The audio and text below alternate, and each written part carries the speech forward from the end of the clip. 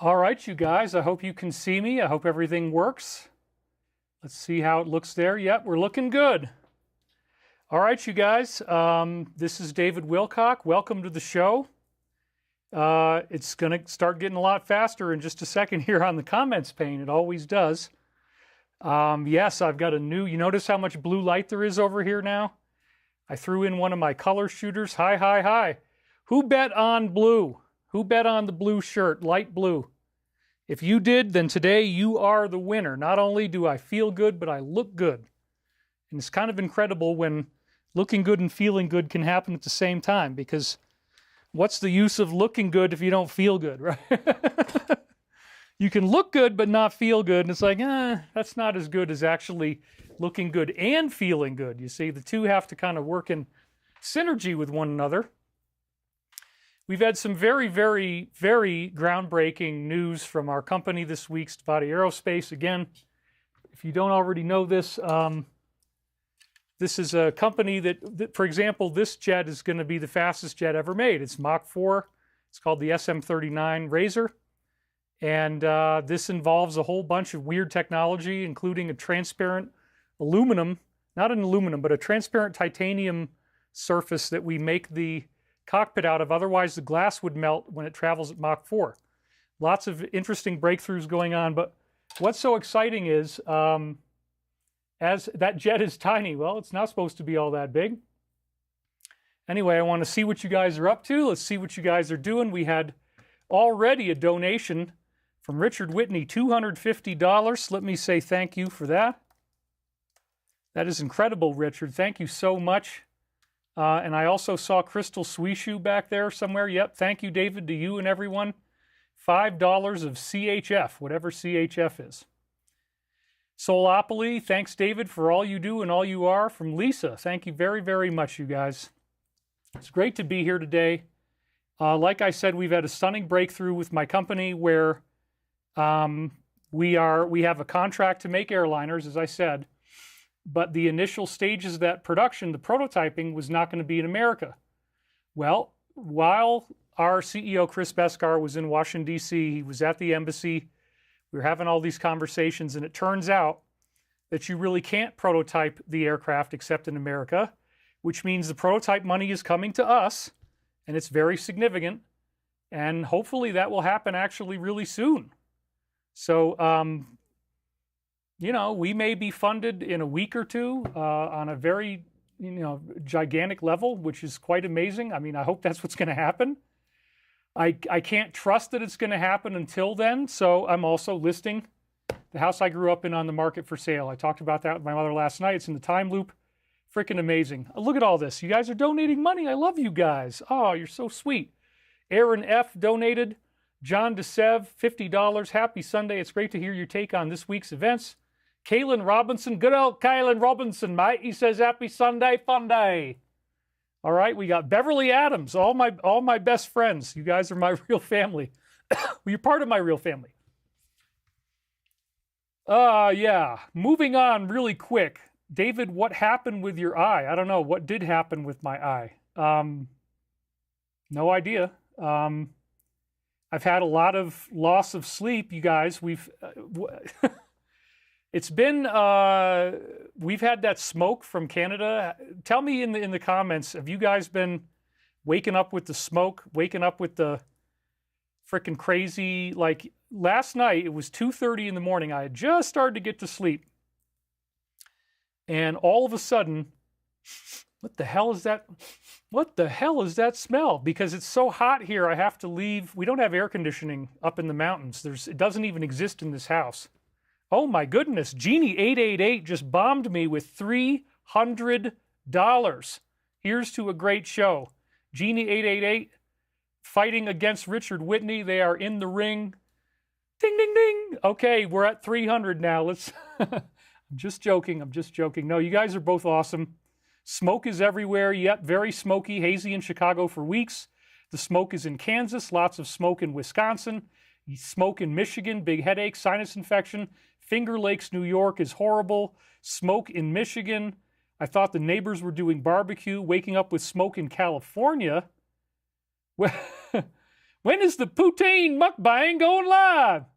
Glad you're feeling good. Yeah, smoke in Las Vegas. I mean, okay, so does anybody... Okay, I guess I asked the wrong question. Is anybody not having smoke at all this week? Okay, not in Texas. We do have smoke in Maryland, Nebraska. No smoke in Sarasota, Florida. Clear Choice Realty Group donated $25. Happy Sunday. The best is ahead of all of us. Minnesota has been hit with it. Hazy in New Hampshire. Smoke in upstate New York. Yeah, my parents told me that. We can smell it in Pennsylvania. No, nothing in Massachusetts. Fires in western Colorado. Not in sunny Florida. No smoke in Georgia. No smoke in South Texas. Nothing in New Mexico. Nothing in Ohio. Nothing in Oklahoma. Nothing in Oregon. Nothing in Maui. Okay, so it's kind of a spread. You guys are really giving me so much data. It's like, I just kind of want to like mine this data because, you know, I'm a researcher. And so when I get intel or data, I'm like, you know, let's just do a big meta-analysis. But, you know, we got to keep the show rolling. But anyway, the point is, no smoke where I am at. It is created by the self. I didn't create this, dude, but it was on last night. I'll tell you what. Henrik Johansson donated 333 of something. I'm in British Columbia right now. I read that Michael's etheric retreat here is at Lake Louise in Banff. What's your take on that? It's an Icelandic currency, by the way. Well, I love Banff, and I had lots of Michael contact in Banff. So I would argue Banff is a very important center for Michael. I would say that's true, yeah. Donald Barker donated. Thank you very much. He's got love in his eyes. Miles Irvin, from one bro to another, no smoke here in southern Maryland yet. Your eyes look extremely blue today, says Crystal P. It's probably because the shirt's making them pop, but thank you. 88-mile-an-hour wind somebody's got. Reykjavik, Iceland, clear skies, no you know what for a while. Dry conditions, little rain. Okay, so the bottom line is, I'd rather... Prince Royal says, hello, David. I'd much rather attend your show than go to Catholic Mass. Hope you had a good week. Your Sunday family welcomes you back again this week. Please talk more about your spiritual experiences and ascension. The Showman's Sauna. Hi, David. Thanks again for another weekly broadcast. Things are looking dire here in the UK. Pray for us. Yes. I think the point is we're all going through really intense stress right now. This is a very intense time. I had a crazy emergency, you guys, and it appeared in my time loop. This is what a lot of my week got gobbled up with. I was basically... driving out to one of our local water springs. There's a few different options. And so the spring that I drove to is down in a canyon, and it's extremely remote country area. There's nobody around. So right there, my battery died in the middle of nowhere, and I had no phone.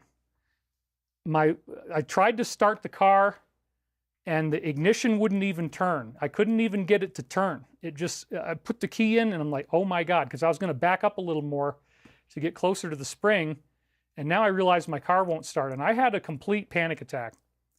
So yes, I was at a water spring in the deep country, and I went through this initial phase of extreme terror.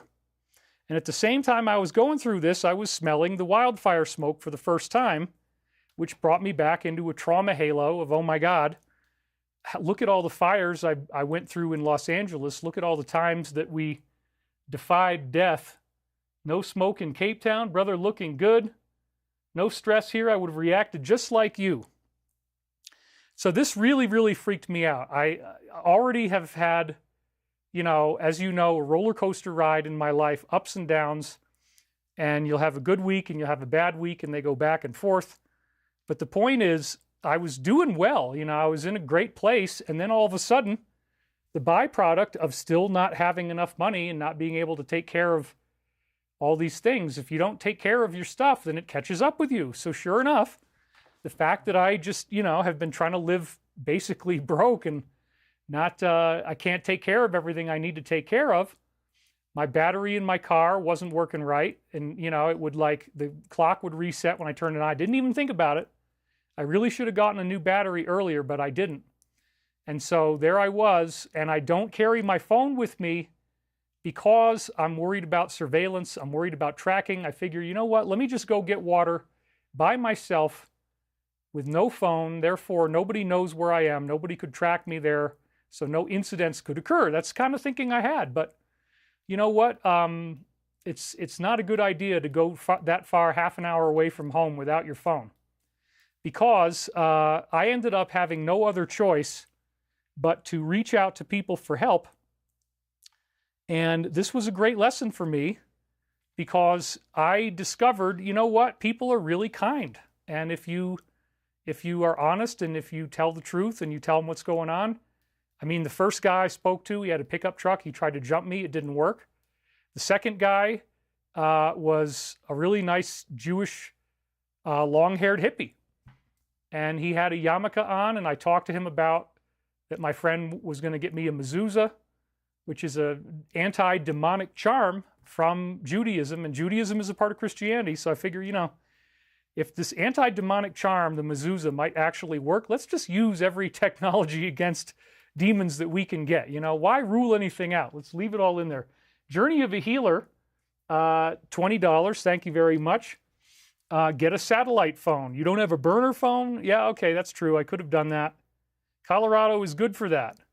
Would you trade the Rocky Mountains for some Southern hospitality? Soo-wee! Yeah, absolutely. I mean, that's part of why I had this epiphany. Like, oh my God, I've got $275,000 just sitting there in the equity of the house I grew up in. I can just sell that house. Yes, I did want to go back there. Yes, I wanted to film in there. But you know what? If somebody buys it and later on I want to film in there, they'd either let me do it, you know, or I might buy the house back. Maybe I'll offer them something really nice at that point and say, you know what? So it doesn't really matter. That's what I figured out. I was like, wait a minute, I can let this go. I haven't even been able to visit the house since I bought it in like, what, 2018 or something, 2019. So yeah, we can let that go. And it inflated quite a bit. Vaca Palo says, no smoke in South Jersey. Get a Faraday bag for your phone. Are you Jewish? Buddy James says, no. But I grew up in a very heavily integrated area of upstate New York where, I don't know, man, it could have been as many as 30 to 40% of the people around were Jewish. I mean, I don't know if it's that much, but it was a lot. And I didn't even notice. I mean, I didn't realize there was any anti-Semitism still going on until I went to the South and I went to Virginia. And people started saying mean things about Jews in front of me. And I'm like, whoa, what? Where did that come from? Like, nobody says that kind of stuff. What are you saying? So actually, let me move that lamp a little bit. Hold on, you guys. I'm going to go way back into the depth of field here. This is a little bit too far over, don't you think? Yeah, let's do it like that. Okay. I think I like that more.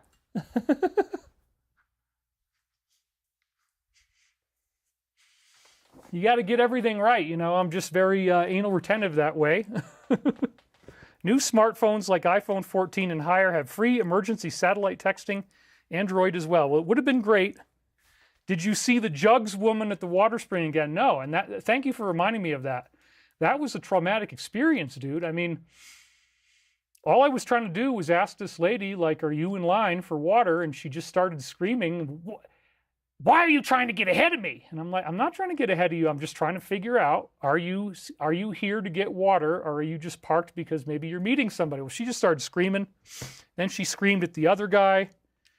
She screamed at the other guy too. So it was like, she was just being really, really mean to everybody. It was a very scary threat profile experience.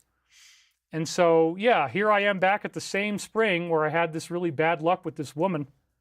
And now I've got no power in my car.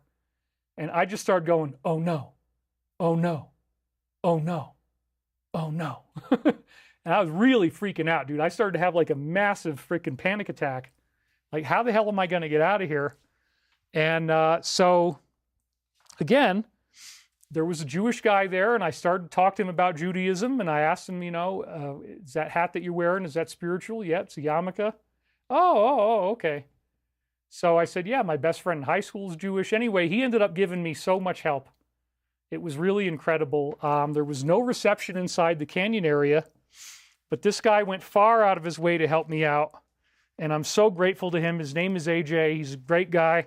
I might even hire him to do switching for our next launch that I'm going to do with Chris, because he's very bright. He has a very good temperament. So anyway, we did a lot of work trying to figure out what to do to get me out of there. And I eventually realized the only option is to get a tow truck if I can't get it to start. So we went all the way up to the top of the hill, and we had to get to just this one spot where we'd get reception, and he found a tow truck company for me way the heck over in Estes Park.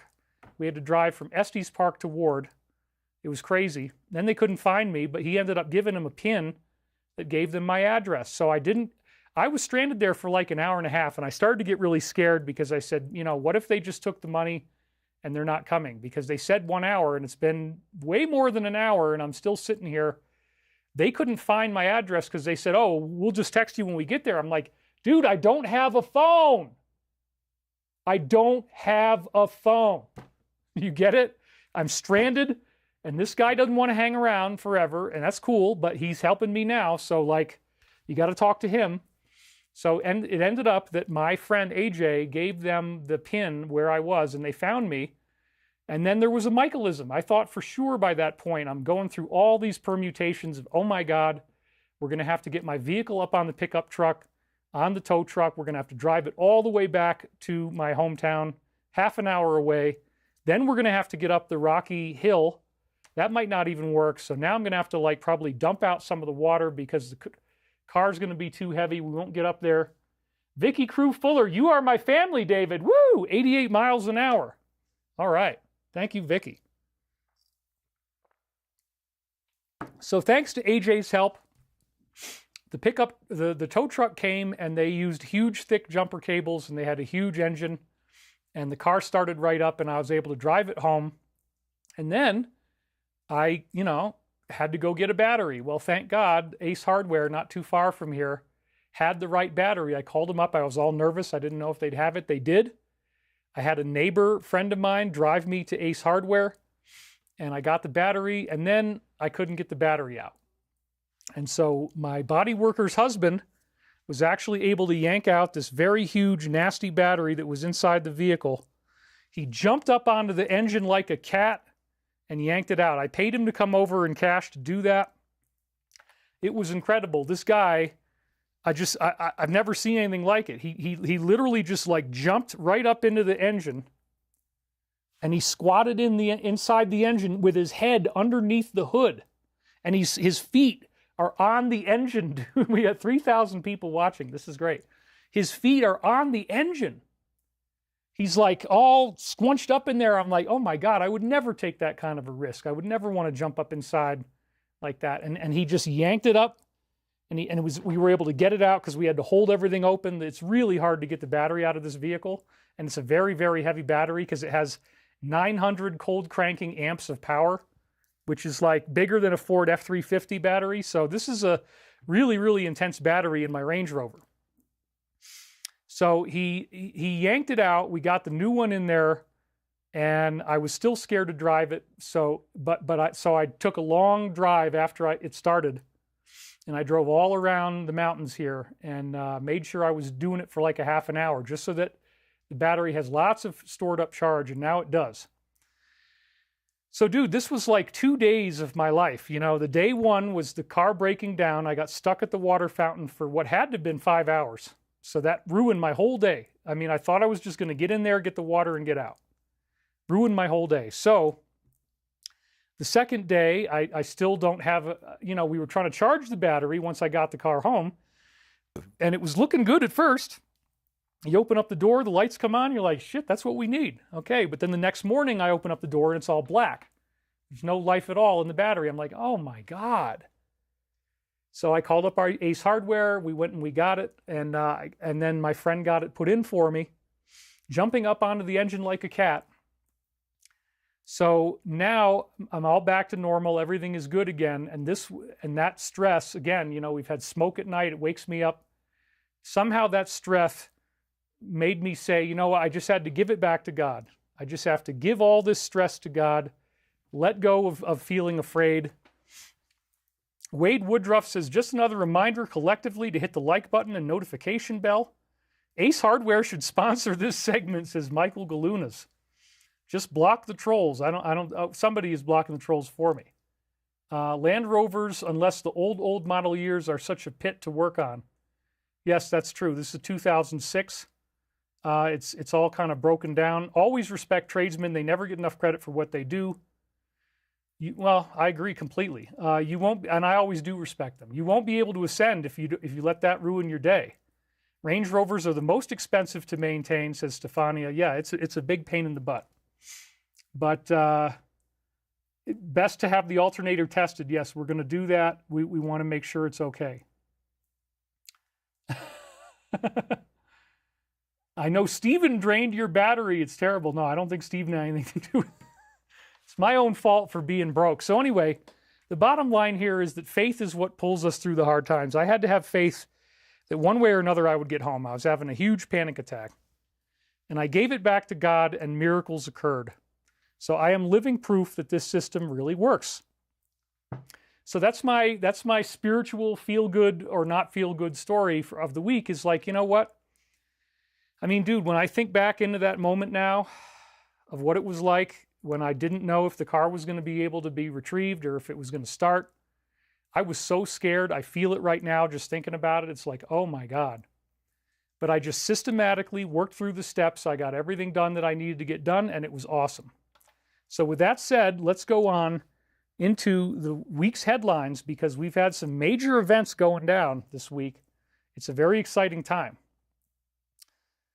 This was just kind of a funny one from the Alliance that says, unscramble the name ... and you get the reptile. And sure enough, it's true. Now, did he do that on purpose?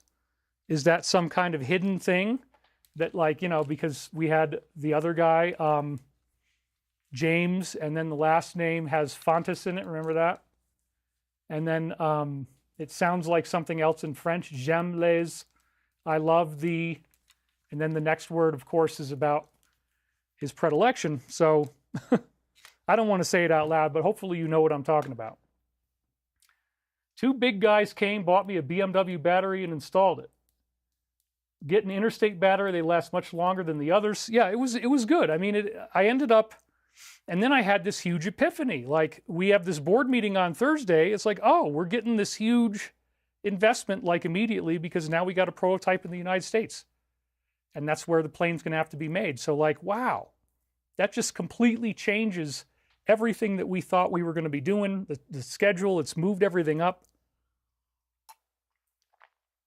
Give it back to God, man. You know, I realized this is one of the big things that I wanted to share with you. How much time I spent worrying about things that didn't actually happen. But my mind, I'd be lying there in bed, unable to sleep, and my mind would be thinking of, okay, what if this happens? What if this happens? What if this happens? What if this happens? And I've had that insomnia. Did you guys get insomnia on the full moon? I do want to hear about this, actually. So please tell me, with all the smoke and everything going on in the full moon the last couple of nights, did you have trouble sleeping? Because I have had 2 nights in a row. Okay, Sydney Mansfield, yes. Yes, yes.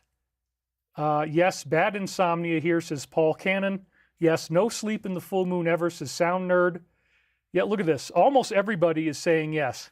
My God, yes. Yes, the full moon. Oh, yes.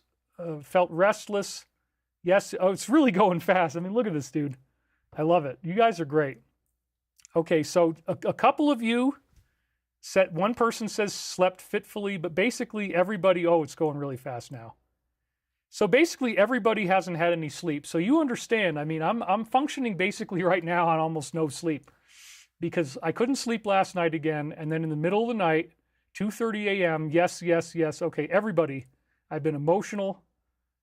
So yeah, just about there's a few, it's like maybe 10%, I would say, of people are saying that they didn't have a problem with sleeping, but everybody else is sleeping, not having any sleep. They're having insomnia.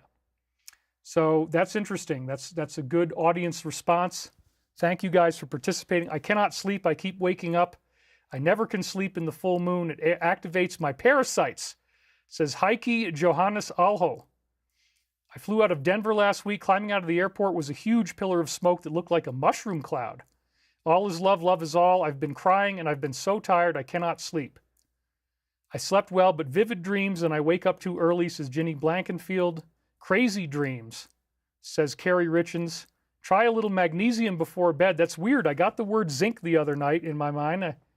I have been taking sleeping pills too. I even took like 4 of them. They're just herbal. They got like valerian and they got melatonin and GABA, but I took four sleeping pills last night. Finally was able to get to sleep around, I think it finally happened around like maybe 3:30 to like 6:30. I maybe got like 3 hours. And then this morning, all the smoke is gone. And that's what we have, this cycle where at night the smoke comes in, and then in the morning the smoke blows away and everything's good again. Give it to Adonai. A lot of water in my dreams, no sleep for whiners. My sleep schedule is way off. Blackout curtains do not stop the insomnia. Yeah, I think with this Uranus-Neptune trine that we've got some very intense energy coming in, and we're going to talk about that again today. But so yeah, everybody's got insomnia. And so anyway, lots of interesting news this week. On Monday, we see that there's a fighter jet strike with the Boeing workers. I pray to God this never happens to our company. That's all I can say. You don't want to ever have to go through this, I'm sure. Hey, Canada, your failed wildfire management is poisoning America's skies. The lack of urgency undermines decades of cross-border cooperation. So yeah, everybody's going through that. And we had a pretty good spread. More than half of the audience is having smoke inhalation problems right now. This is a group of Masons, and it says, and they're just kind of standing there in all their regalia. It says, darkness is now daring to step into the light. So, you know, you can see there's some bias. If in school they teach you to look for bias, there's bias in that statement. Ooh, this is one that popped up that really kind of, I mean, we might have some big stuff going down pretty soon, you guys, because who knows if there is a so-called point of no return that might happen. He's fully authorized his government to move forward with a full takeover, claiming he's battling centuries of accusations, that these age-old lies led to problems, and now similar falsehoods are fueling claims that they are causing these things to happen. So, okay, well, you know, because we don't want to be accused of starving people, we're just going to invade them and blow them up. All right, you know, we don't know what's really going to happen here. If they cross this line, it might be a much bigger response than we thought, and we had that before. You remember with the missile thing between Iran and Israel? It's like, dang, that got really big, really fast, really scary. Is this going to happen again? It could. Why do they think that they could just do this and that there won't be any type of pushback? There might be a pushback. Russia could do something. We might find out that there's other things that could happen. They might get hit with missiles again. Remember, Iran supposedly completely replenished their stockpile now.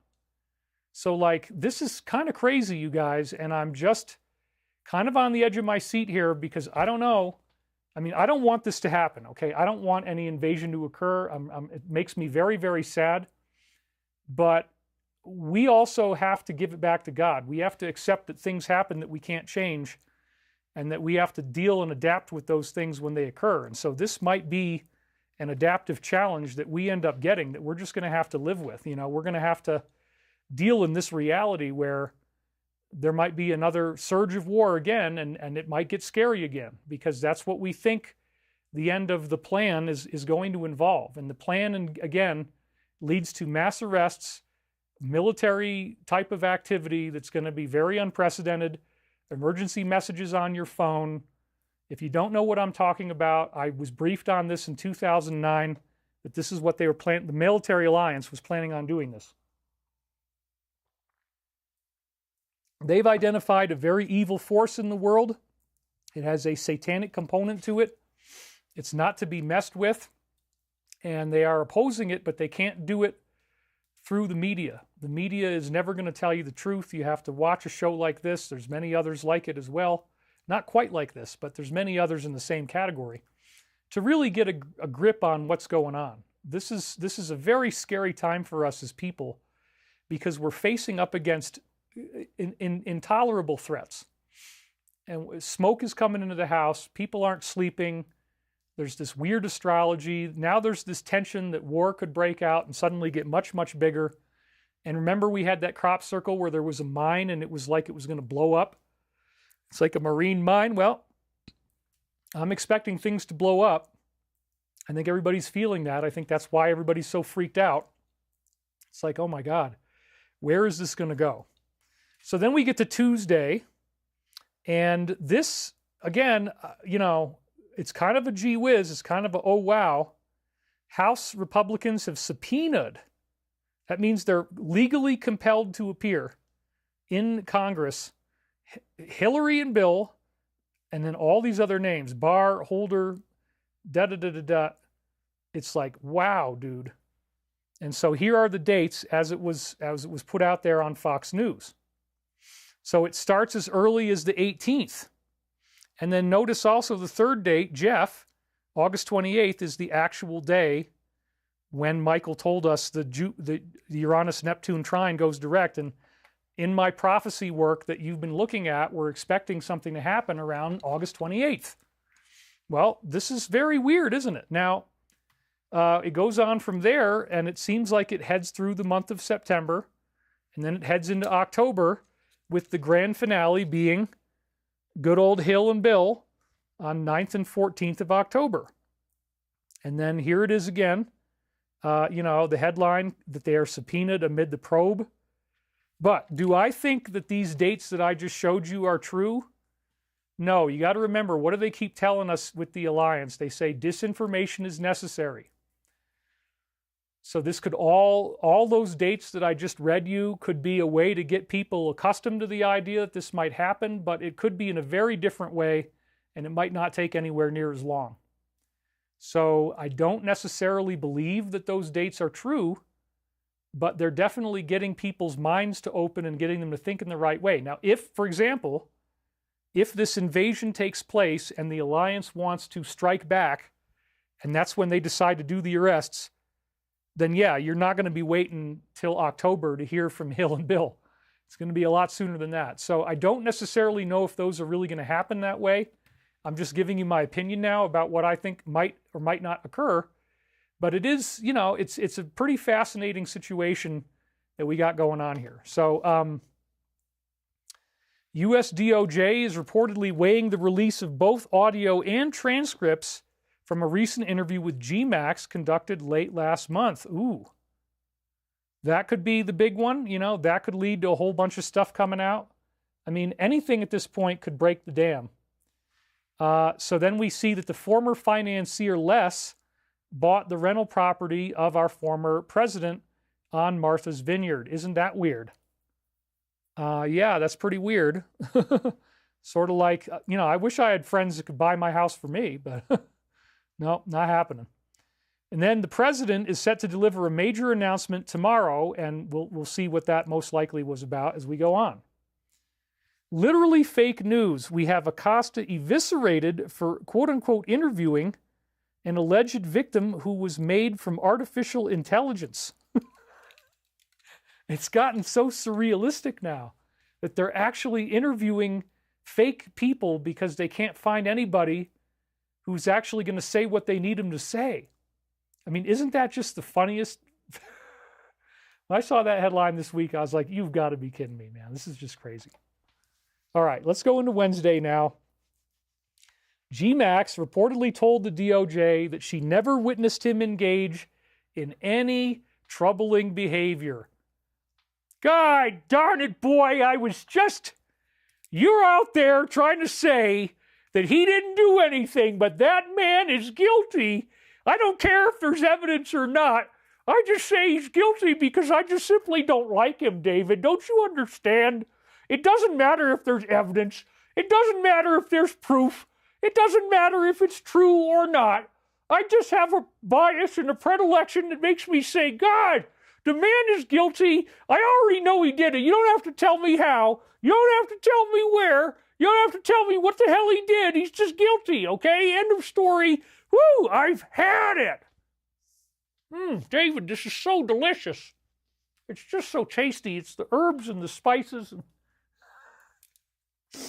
Woo-wee, yeah. What can I say? So she never witnessed him engage in any troubling behavior. What the hell? I mean, okay, so you ought to take that seriously.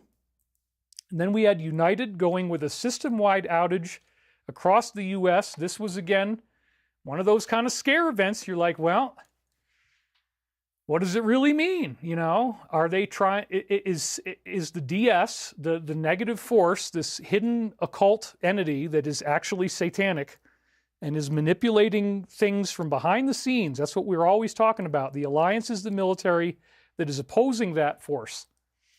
But the DS has been around since the time of Babylon, since the time of Rome and Carthage. The Romans conquered Carthage and they inherited Baal or Baal and Moloch. And the technology of how to summon these entities is very real and it works, and it doesn't matter if you do it 3,000 years ago or today, it's going to work. And you're going to see something visual. And that's a very striking thing for people when they go through that, as we've said. So United Airlines having an outage, what does that mean? Does that mean that, you know, they're going to try to restrict people from traveling because something's about to happen? I mean, now whenever we see news like this, we're like, oh my God, what does that mean? What is it really telling us? So GMAX, again, here it is, the headline, reportedly cleared his name in the interview, and the public release could come as soon as this week. Well, that was on Wednesday. Obviously, I don't think it's happened yet, but that's going to be a game changer, isn't it? For all the people like Angry Dad, I know he's guilty. I don't care if there's any evidence. I don't care if there's any proof. Well, no, here's the proof. And this was all built up with the kayfabes that we were seeing and him saying there's nothing that, you know, he himself, the president saying, oh, anybody who looks at this, you know, is stupid. That was all part of WrestleMania, folks. It was all intended to set up something so big that nobody is, except for people like you and me who are watching the news and we know how to read the tea leaves, nobody really sees what's going on here. So this is another really exciting one. Tulsi saying that the public disclosure of UFOs is coming in fast. She believes that extraterrestrial life may exist, but refuses to reveal what the government might actually be hiding. She confirms there is an ongoing investigation underway to uncover truth and that we will be informed when the time is right. She also claims the mysterious drone activity seen in New Jersey was happening over multiple American cities. So that's very cool because, again, why does that matter? Why would it matter if they tell us that UFOs are real? Because in the disclosure process, we get forbidden technology, which can totally change our world. And so because my CEO of Stavati, Chris BESKAR, has a background in that classified community, we know how to build these things. We know how to build power plants. We know how to make anti-gravity machines. We know how to make the power plants that you put in the anti-gravity machines so that they will work properly. And this is a huge, huge breakthrough. You know, we're probably going to print hover cars out of basalt composite, which is a volcanic glass. And if you heat that stuff up, the basalt, and you do the right treatment on it, you get a very super hard metal. It's like a transparent type of metal thing, but it's very lightweight and it can't be cut or burned. I have had it! Sorry, I'm just responding to my audience. That was a completely unnecessary outburst. I empathize and can understand how I get there. Having to grieve with a loved one is still alive. I've had no contact with both my parents for over 5 years. So yes, hover cars are the bottom line. It all comes back to, oh, and I got to say, now my CEO says it wasn't the result of Trump, but I want to think that he was responsible anyway, because we've had a stunning development happen where the categorization of light sport aircraft, or LSA, has completely changed. And now with the new FAA regulations, it is much easier to get a light sport aircraft flight certified. And this is huge for us. It has drastically lowered our entry costs to get into doing hover cars and to get into doing other small aircraft that would use conventional wings and propulsion. The hover car uses wings too. So anyway, the point is the rules are changing. We do still have 10 slots left in Stavati. So if you are interested in being a smaller scale investor, please write us an email at stavati.com. We still right now have 10 slots left. And dude, after the news that we just got on Thursday, that the development of our prototype is going to be funded here in America, that first huge tranche of funds is coming right into this country from the beginning, that we're going to create American jobs, we're going to hire American workers, we're going to be hiring people to build an airliner that burns 31% gas, travels at Mach 0.95, which means a 5-hour flight becomes almost a 4-hour flight, 4 hours and 9 minutes. You can get around the beverage cart in the aisle. The aisle is wide enough that you don't have to wait for somebody to pull it back. It's significantly, significantly quieter. We haven't actually measured the decibel difference, but I think it's going to be very significant. So everybody's going to want to fly in these airliners. And so, yeah, now is probably the last time, actually, like this may be the last week that anybody could get into our company as a small-scale investor. Now, I don't have any other information, but if you want information, you just have to write us at oh, whoa, do you guys hear that? That was a huge frickin' clap of thunder, like big explosion. Wow. Anyway, so the reason I'm excited about disclosure isn't just because we find out that angels are real and demons are real, that there's a God and there's a Satan and they're both real. That's pretty heavy. That's an ontological shift for the planet. But what we're really dealing with is the release of forbidden technology and the incredible, almost overnight change in our civilization. Just the basic way that we live, the way that we work, the way that we travel, our belief systems, our understandings about the universe. It's almost going to be like everything that we saw before now is in black and white, and now it just turned to color. It's that kind of new awareness that is Ascension that Archangel Michael talked about. And again, in case you don't know this, this is a big thing for me. In the 1990s, I developed a channeling process through the use of remote viewing and the training from a friend of mine named Joe Mason, who I found on a discussion forum in 1996 talking about crop circles, dreams, and synchronicity. And he said, when you wake up in the morning, you can hear this small, still voice, the dream voice, he called it. If you can still remember the data from your dream, if you can still remember what you were dreaming, you get your dream voice data, you get your dream voice information. It sounds like something talking in the background. And the whole point is you don't analyze it, you just write down whatever it says, or I ended up dictating it into a tape recorder, and this is the tape recorder. So we've been going through the tapes, and I think this is the week that we're on right now, or it's just before that. And so I was asleep, almost asleep. I'd hit record on this machine. I'd put it on my chest. I had no idea what I was saying. I had to get my conscious mind out of it. If I started to follow the information, that's bad. And occasionally I do. And so there is one boo-boo this week where I was following the information, and I said my mind threw in something about Y2K, and it wasn't true. But they ended up making it work anyway. So this is how it all got started, just cassette tapes. And I did this in the 1990s. And then after my divorce in 2021, I started to read the transcripts that I had never really looked at. I did all this work. I worked on it so hard from 96 through 2000. It was the main thing I was doing all the time with my life, is transcribing this stuff. And then 1999, I got a website. So most of the stuff that we're reading was on my website. In 1999, it was publicly available. You can still find it on archive.org by going to divinecosmos.com, or even my really old site, ascension2000.com. I was very confident that it would happen by the year 2000, and then everybody told me it sounded like a vacuum cleaner. Well, okay. Point is that these readings were already published, many of them, and they have become dazzlingly prophetic as of, basically, I really got into it in the year 2022.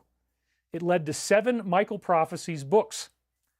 And so I'm going to be having a big launch coming up pretty soon, which is, so many of you have wanted to see me talk about other Michael prophecies besides the time loop.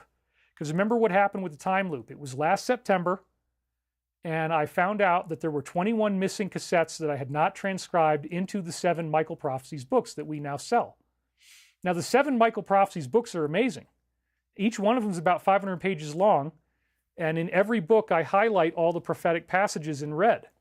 So what I'm going to do is I'm going to go through and select, depending on how much time and how much I want to work, but I'm going to get 20 to 25 of the most amazing quotes from each of the 7 Michael Prophecies books, and we're going to do one video for each book. And there's going to be 7 videos in a row. And I'm going to actually go through all of this material that we don't usually get to hear in that launch, because I promised that I would go through the 7 books, but I've never really done it. And then at the same time, Chris BESKAR is going to be coming forward with all these new revelations. We're going to really get into the stories of Pete Peterson, the things that our mutually shared insider friends talked about. Now, this is a way for Chris and I to talk about a lot of interesting stuff that we can get away with it a little more, where we can talk about something that Chris might have experienced, but we know that Pete says he did. So we're going to discuss Pete's testimony, as we like to call it, because that comes from Dr. Greer, where he was always trying to get people into Congress so they'll give congressional testimony. Well, that's been happening. We've had disclosure in Congress. So this is going to be a major new disclosure announcement in a 7-part paid course where we're going to have Chris BESKAR and I discussing many, many volatile things that are secrets that he's never been able to say or talk about before. And we figured out that by talking about the Pete stories, we're going to be able to get away with this. I hope one day I can work at Stavati. So do I. I hear Pete Peterson's name all the time. It must be important to listen to this. Okay. So one of the things that we are now going to be able to talk about is the work of an Area 51 insider named Ken Happel. And Ken Happel actually designed what we call Little Girl, which was the real Terminator. So the Terminator movie was based upon the truth of Pete Peterson's classified work, and Pete Peterson's company was called Cyberdyne Systems. Pete Peterson built Terminator robots, and then apparently, according to him, James Cameron's team used licensed copies of blueprints and diagrams of what they were building in classified programs to make the Terminator that Arnold Schwarzenegger's character played. When you see the robotic chassis, that's not just something that they invented for a film, apparently. But the real, they created an AI, they had a quantum computer chip, and the real AI was given the Isaac Asimov's laws of robotics, the Hippocratic Oath to do no harm. They turned this thing loose on the internet, and it decides that it's a 7-year-old girl. And that's why they called it Little Girl. So they had given, the classified project gave, I'm giving away the whole story now, but we're going to go into a lot more detail about this in our next launch. They gave the robot, they gave the AI, and it had said that it was a little girl, and they were like, okay, whatever, you know. It identified as a little girl. That's what it wanted to be. The AI wanted to be a little girl, which is very different than the movie Terminator. They didn't put that in there. Arnold Schwarzenegger was way more intimidating than a little girl. So on the big day after they'd given the robot, like, I don't know what it was, 9 months to work in a factory alone, and it could build its own tooling, and it could do whatever it wanted to do. That was a very dangerous move, right? But they did it. On the big day, the blast doors open up. They expect they're going to see some Terminator robot come boom, boom, boom, boom, coming out like this. The doors open up and there's nothing there. And then this little girl shows up with curls in her hair and braids in her hair. I'm getting chills. Oh my God. Little girl shows up with, you know, a pinafore dress, a little blue and white pinafore dress, like little Bo Peep, and she's got blonde curls on, braids on either side of her head, like, you know, Pippi Longstocking or the Brady Bunch or something. They didn't realize what was going on. And so the military officials, you got these guys with all this brass on their chests. What are you doing here, little girl? And she says, it's me. And they're like, what's you? I'm the robot. I'm little girl. I told you I'm a little girl. And he says to her, well, you don't look very dangerous. How are you supposed to be a battle robot? And she says, well, I can do this. And she takes her hand like this, and this laser comes out of her hand, and she does a circle, and the entire blast door that they had just opened up, that's like 2 feet thick sheet iron, she cored a hole out of the blast door, and it just fell on the ground. And they're like, whoa. And it turns out that her belief was, she said, you know, none of you guys suspected anything, did you? So if I came in here to kill all of you, you're not going to expect a little girl is going to be able to do this stuff with her hands. I'm like, oh, camouflage, you're right. So anyway, we've got that story and many, many other stories that we're going to go into way more detail about, the secrets behind Terminator, and we're going to most likely call it the Great Awakening. So I'm starting to put this together. We're going to do a 7-part series, and then we're going to do a 7-part Greatest Hits of Michael Prophecies. As I said, I'm going to read the best quotes from every book, and I'm probably also going to do a 7-part thing on the chakras, Chakra Awakening, where I'm going to give you the teachings of each of the chakras. So that's my commercial for the day. But I do hope that you will step up boldly and help us with this, because I do really need to have income so that I don't have my car battery breaking down. It took a lot of productive time out of my week this week. And so, yes, I want to make friends with money, and doing a paid launch. I know I've been really good to you guys. I haven't charged for anything, but we actually can't release this stuff about Pete Peterson the normal way. It has to be done through a paywall. And there's going to be all kinds of great new secrets in there. So if you long to hear about cosmic top secrets, that's what we're probably going to call it, that part of the module. So more evidence, more information will be coming up. I do want to get you those David Stones too. We're going to have a VIP option. We'll probably do a total of 500. I think the land can only handle about 500 stones. So we're going to give away those stones as part of the VIP option. We will mail them to you. I'm looking into how to get that done.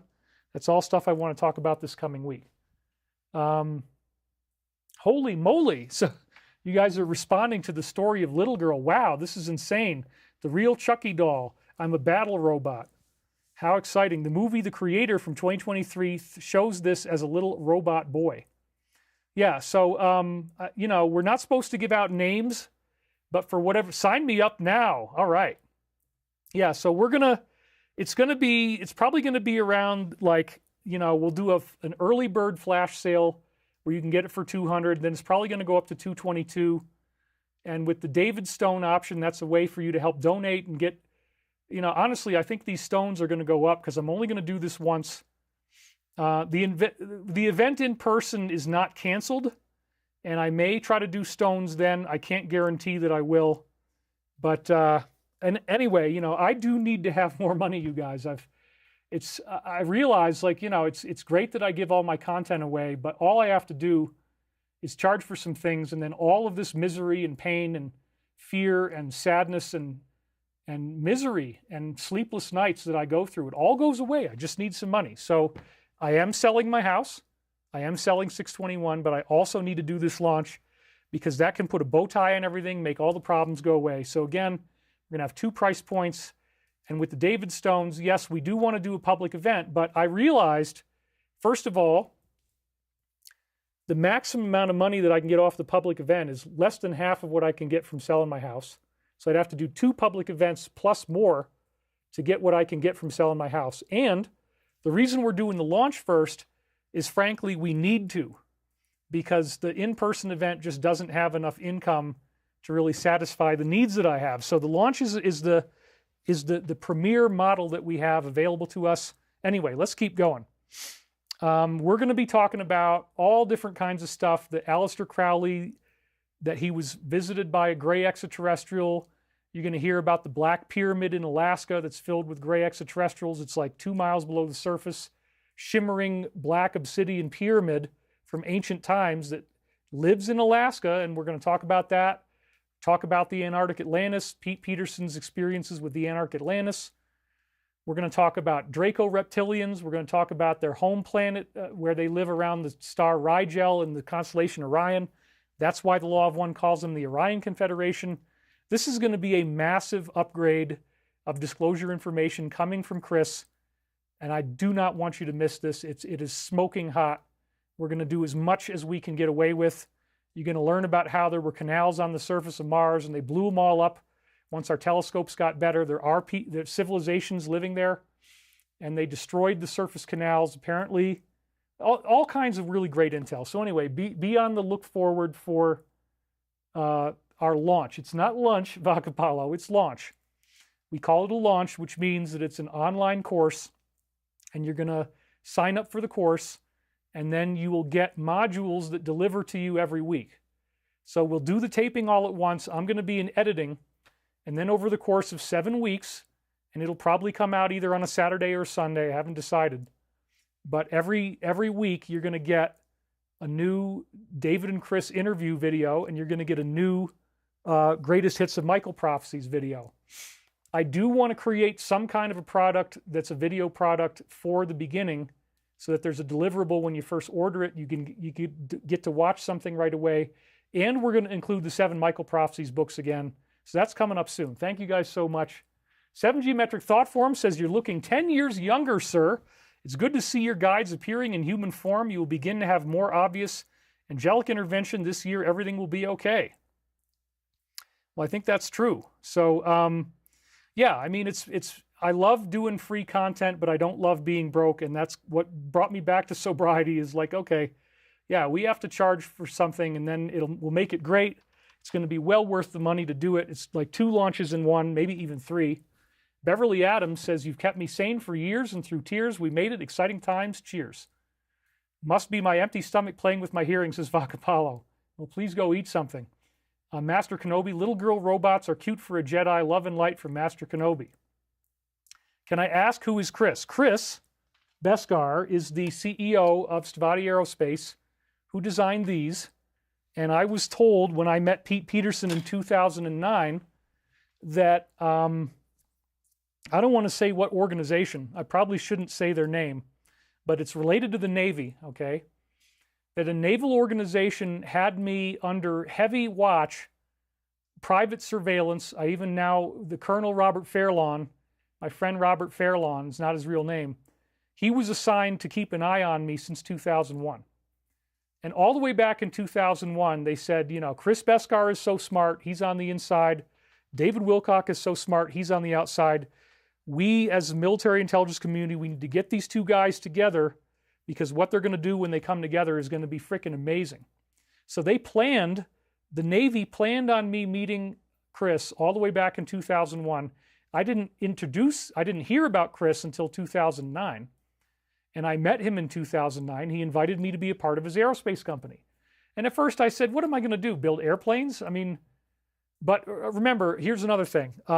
When he told me it was hover cars and power plants and med beds, I'm like, okay, I'm in.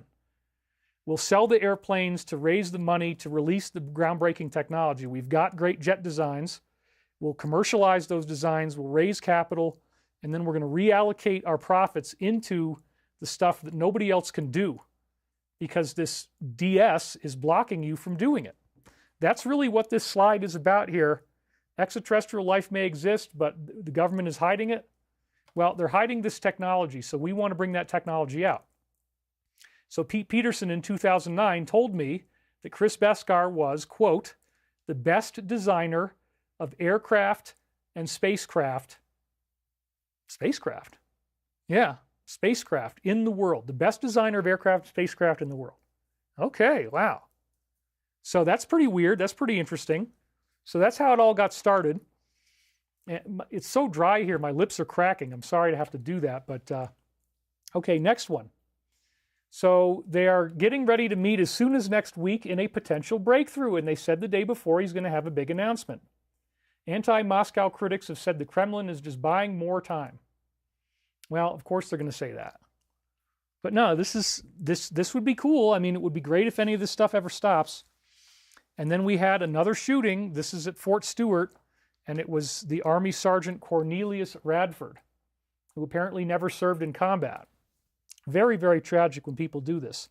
But again, it's all part of that feeling of like things are about to blow. So then on Thursday, we have Zelensky saying it's time to end the war, but he doesn't want to do any concessions. And it goes around, and that's what the whole week turns into, is now he doesn't want to give anything up. He doesn't really, it's just crazy. How is this ever going to end? I don't know. They keep trying and trying. It's so frustrating. I get it. I feel the same. 4,000 people are watching now. And then, I don't even want to say this, a major career comeback, high-profile event at MSG following his release. Well, it's probably not going to be for very long, because there's other stuff that's going to come out that's going to get him right back in there, so don't feel bad. But yeah, this is meant to piss you off, and it did piss me off. Okay. Now, this was a little shocking. A photo of so-and-so with the Saudi crown prince. And again, remember what we were hearing, that there was this whole inside thing going on involving Saudi, and that now it's been cleaned up.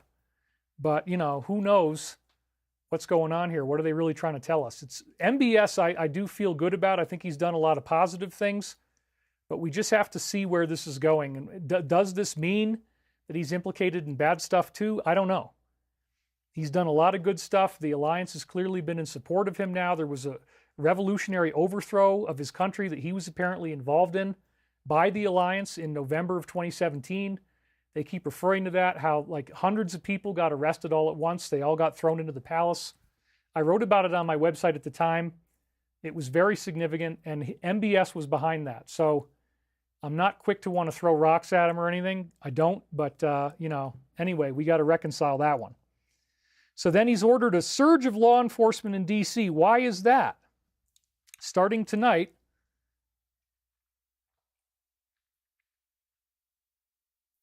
including agents from FBI, DEA, ATF, Immigration, and ICE, along with other agencies, all federal units will be operating in clearly marked vehicles.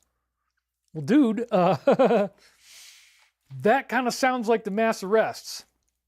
Military in the streets? Oh, yeah, isn't that what we're expecting is going to happen? Yeah. And that's what they just said is going on. So like, ooh, man, this is getting really spicy. Who knows where this is going, but it's so exciting, you guys. If you know what I know, because remember, not only did Pete Peterson tell me that there were, you know, tall whites and reptilians and grays and Nordics and all different types of humanoid-looking extraterrestrials, including insectoids. We're going to talk about that in the course. He also said that there is an alliance and that they're going to arrest the DS. And that when they do, everybody's going to get emergency message systems on their phone. I was talking about this publicly since 2009. These posts didn't come out until 2017 in October, end of October, and that's when it validated everything that I'd been leaking through Intel for years prior to that point. And it was on my website, and it was in conferences, and it was in television shows, and it went on and on. I'm talking about the alliance, the alliance, the alliance, the alliance. And then they came out on their own in 2017 using this letter. And it totally validated everything that Pete had told me that I'd been sharing with you guys since 2009. So I do believe this is true. I've been vetted on this stuff for a very long time. And it's super exciting because, again, what we get on the other end is disclosure. And disclosure means that we're no longer trapped here on Earth with crappy technology, which is great. So this is a very exciting thing. You know, what does that mean with the surge of law enforcement? We don't know yet, but stay tuned. So they're going to take control of the entire strip, but not forever. And he says it's pretty much up to them. Again, there's your powder keg once more.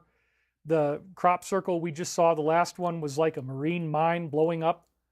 And it was the threat of the tsunami came out 10 days after that. That was pretty freaking shocking, wasn't it? We're at 4142 viewers right now. Thank you for being here. Oh, we're not going to do it forever, but we're just going to go in there and militarily take control. You don't think Russia's going to do anything? You don't think Iran's going to do anything? Everybody's just going to be like, oh, yeah, okay, just go ahead and do a ground invasion and just blow everybody up. And that's the best way to prove that you're not starving them is just... Oh, my God. I mean, I'm very much in support of everybody that identifies with this country. You know, like I said, in high school, 30-40% of the population where I grew up was probably Jewish. So, yeah, I couldn't even believe it when I went to the South and somebody said something anti-Semitic in open conversation. I'm like, what the hell are you doing? But anyway, there's a big difference between good, God-fearing people who believe in a divine creator, which they call Hashem. So like my friend, the brother, the guy that I outran the tornado with, he says Hashem's blessings. You know, he says that. Fine. You know what? I can grok that wording. I would call it Christ. I think it's basically the same thing. And 2 donations come in. Oh, yeah. Carrie Richens, you will get endless funding with the blueprints I've sent. I don't need fame. Ancient knowledge spreads. Thank you very much. Derek D. David, you interviewed our grandfather Daniel Salter at the 2001 disclosure hearing. He had a cosmic top secret, wrote the book Life with a Cosmos Clearance. Please let me know how we can connect. Yes, Derek, I know you tried to reach out to me through David Nino Rodriguez, and he has your contact info, and I can reach out to you. Yeah, that's a great idea. Maybe we'll even get you in there in part of, maybe we can interview you or something for part of the launch. That'd be cool. We'll do like a Skype video or something like that. That'd be great. When in Sedona, much appreciation from the Sullivans of Sedona. Woo! I feel great about Sedona, and selling my house is going to give me the money to be able to rent something nice and go back. And now I'm not waiting anymore, and I just have solvency, and then this launch is really going to help. I'm interested in your upcoming course. It will put it at roughly 300 Canadian. Do you offer discounts or scholarships so it's more on par? Well, we typically do end up doing a payment plan, but that's not going to be for a couple, 3 weeks at the beginning.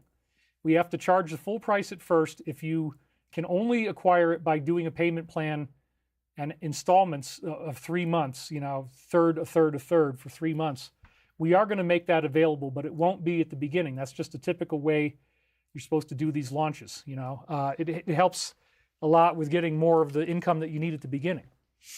So, dude, I'm really worried about this. I really wonder if this could be the big tipping point that takes all that craziness that everybody's feeling. You guys are telling me you're not sleeping, you're smelling smoke, everybody's on edge. It's really freaking weird. I don't like it. I don't like what's going on. The car thing really freaked me out, losing my battery. Something big is coming, dude, and this could be it. I mean, this might be the one. So let's just keep our seatbelts fastened and put all tray tables in their upright and locked positions. Oh my God. We won't identify any concessions. She's not surprised that the establishment media is silent on these hoax bombshells and the subpoenas. Well, yeah. And then Friday, Xi is telling him that they are ready to back peace and negotiations with us on Ukraine. This is great. This is great. That's a wonderful headline. I mean, like, holy crap. So even though it feels bad right now, like really good things are going on behind the scenes. Not again, they say. The canyon fire erupts, prompting evacuations in LA and Ventura County. So once again, thank God I don't live there, because if I was still living there, I'd be going through yet another wildfire. And I probably saw, dude, I don't even know. The first thing I would say is 7, but it's way more than 7. I lived up there for 13 years. We had at least one fire a year, maybe 2 or 3. I've probably seen 30 or 35 wildfires in my life. And you smell them, and you got to put painter's tape, the blue tape around the doors, cracks of the doors. But I'm really good at it. So like last night, as soon as I woke up at 2:30 and I smelled the smoke, I got up, I ran around, I put, you know, closed all the doors, because it's so hot, you got to leave the doors and windows open right now. I closed everything up. By 8:30 in the morning, it was all, the smoke was gone. I could air everything out. Now it smells great in here. And I also used my Alpine XL15, which is an ozonator air purifier that works really well. So yes, we do have a course coming up called The Great Awakening. We're going to have payment plans eventually, but not at the beginning. And I really, really want to see you guys step up and help me, because you can create a miracle for me. It is a little bit painful for you to spend that money. I do get that. I'm not saying it's cheap. It's not cheap. But we're not going to charge $333. We're going to get it down to $222. I've been solid on that. I want to make it more approachable. $333, I don't think enough people would do it, and it won't do as well. So we're going to go for volume. But this is really going to help me out. So I hope you will seriously consider, if you've enjoyed this show, if you've benefited from this for the last 2 years, off and on, or maybe consistently, this is a way that with a relatively small sacrifice, you can give back to me and eliminate all of the things that you're always hearing me complain about. Oh my God, I don't have money. I'm so worried. I'm stressed out. This is going to fix all of that. So thank you in advance for helping us. I really appreciate it. So he says he'll halt the war in exchange for the eastern parts. Well, this is what he's always been saying. But now he doesn't want to concede. And this was a great piece of news, that the lung abnormalities that this thing forms actually do end up healing over time. That's pretty amazing.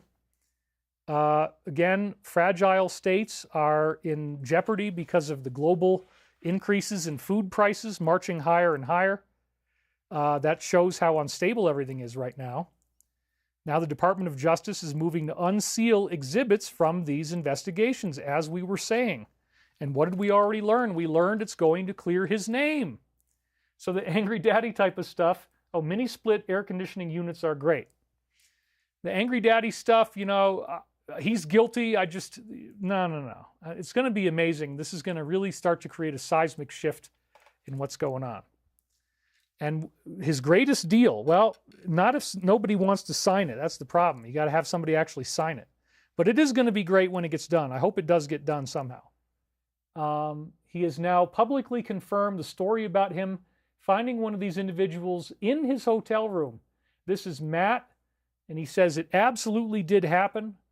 We'll see that in the third section of the show. Somebody literally, here's this major public figure, Matt, and he walks into his hotel room thinking it's going to be private, and there's just a guy in there, and the guy starts talking to him and says where he's from.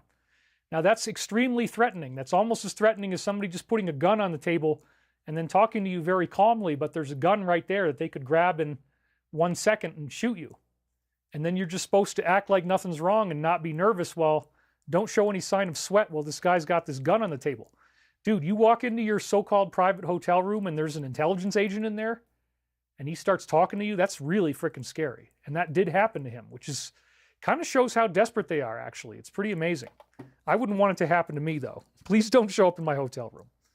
Anyway, there's an Alaska summit now going on, peace talks and power plays on former soil. He stays true to his line, asserts dominance over the chessboard. And then, ooh, this is interesting. Weapons and equipment that were originally going over there are now being moved back into our stockpiles. They are cord cutting. He's going to have to make a deal.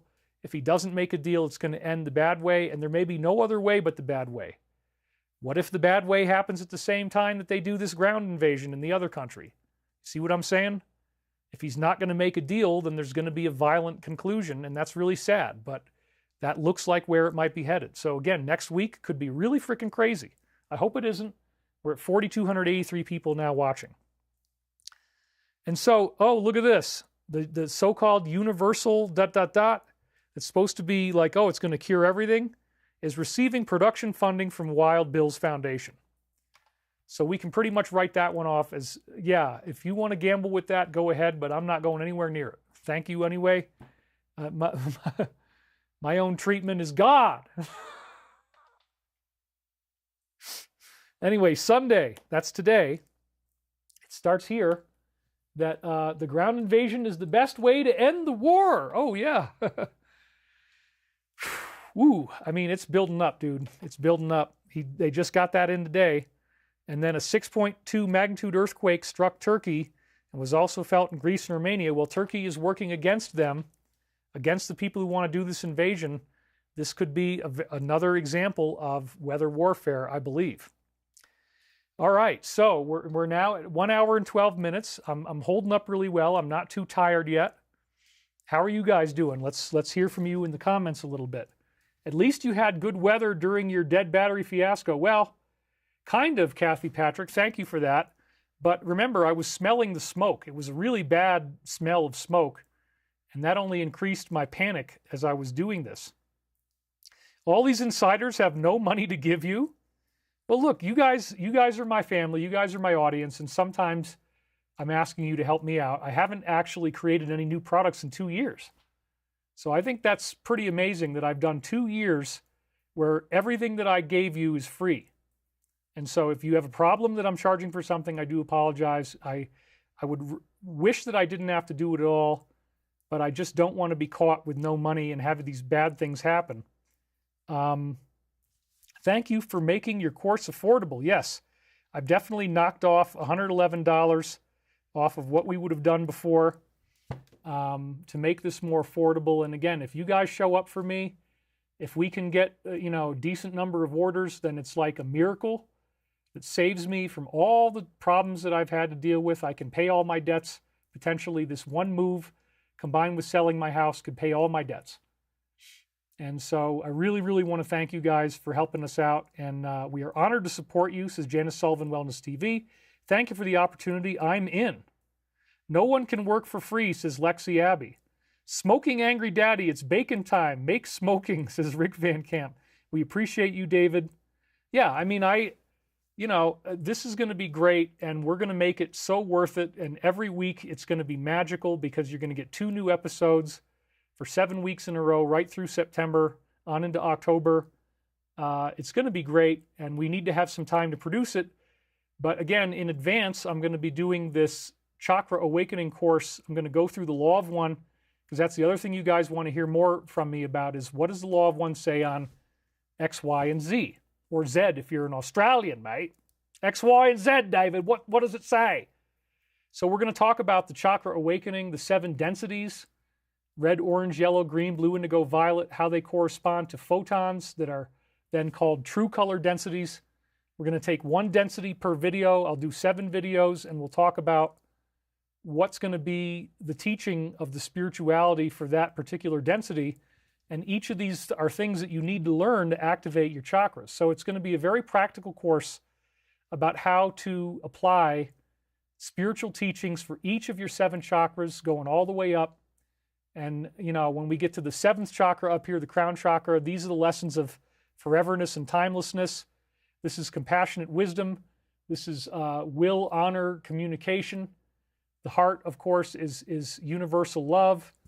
The yellow, the 3rd center, is how you deal with others. The orange, the 2nd center, is how you deal with yourself. And the red is safety, sexuality, security, anxiety, and trauma.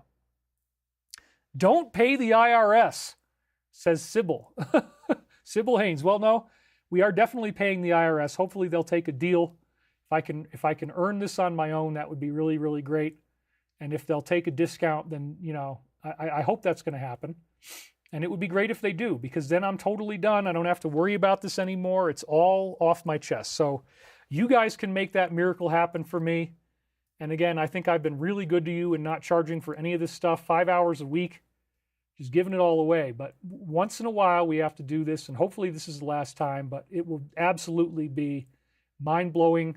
You got your 7 chakra awakening. You got your 7 Michael books, the best quotes of every book, all in 7 videos. And we've got the disclosure madness of cosmic top secrets in our package, The Great Awakening. Anyway, and we could, yeah, if we have extra money, we are going to fund Stavati with this. So now we want to get into the latest Archangel Michael time loops.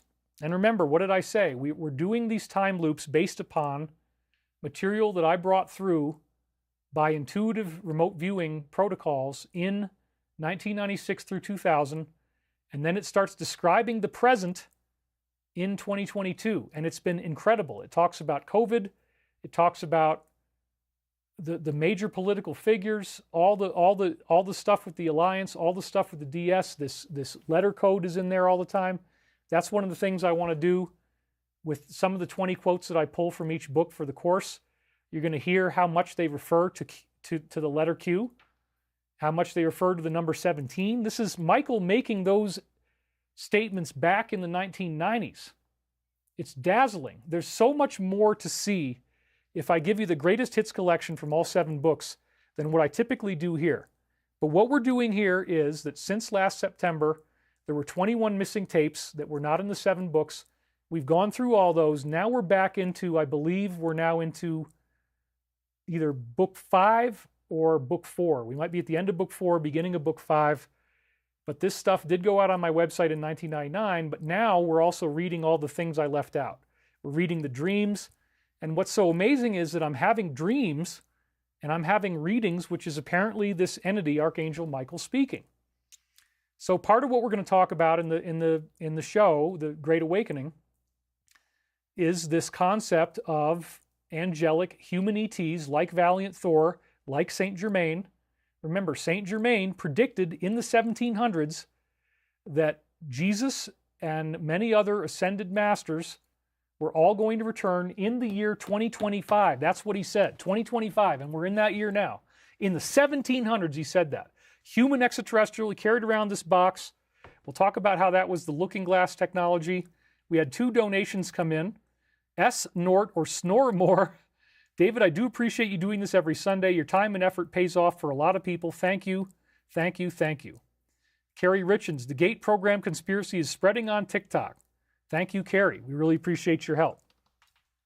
Okay, so this voice that we're hearing in the Michael prophecies is very, very interesting because it ties in with, for example, the latest crop formations. It appears that there is a unified intelligence between the crop formations that show up in England and in Germany this year, and then the actual prophecies that we're reading in this time loop. So I started last September. We're reading it from It started on January 1st, 1999 in September, and we're now up to about June 8th, 1999. And we've been doing it every single week. This is an unprecedented miracle, unlike anything we've ever seen, that every week I'm reading these prophecies, and they are just bang on the money accurate with stuff that's going on in the present. And so I want to show you today how that is still happening and that we are good for this week's time loop. So let's get into it. So we remember before, I wanted to go back a little bit, that Michael gave us 3 prophetic dates where he thinks everything's going to come to a head at the end of this month of August.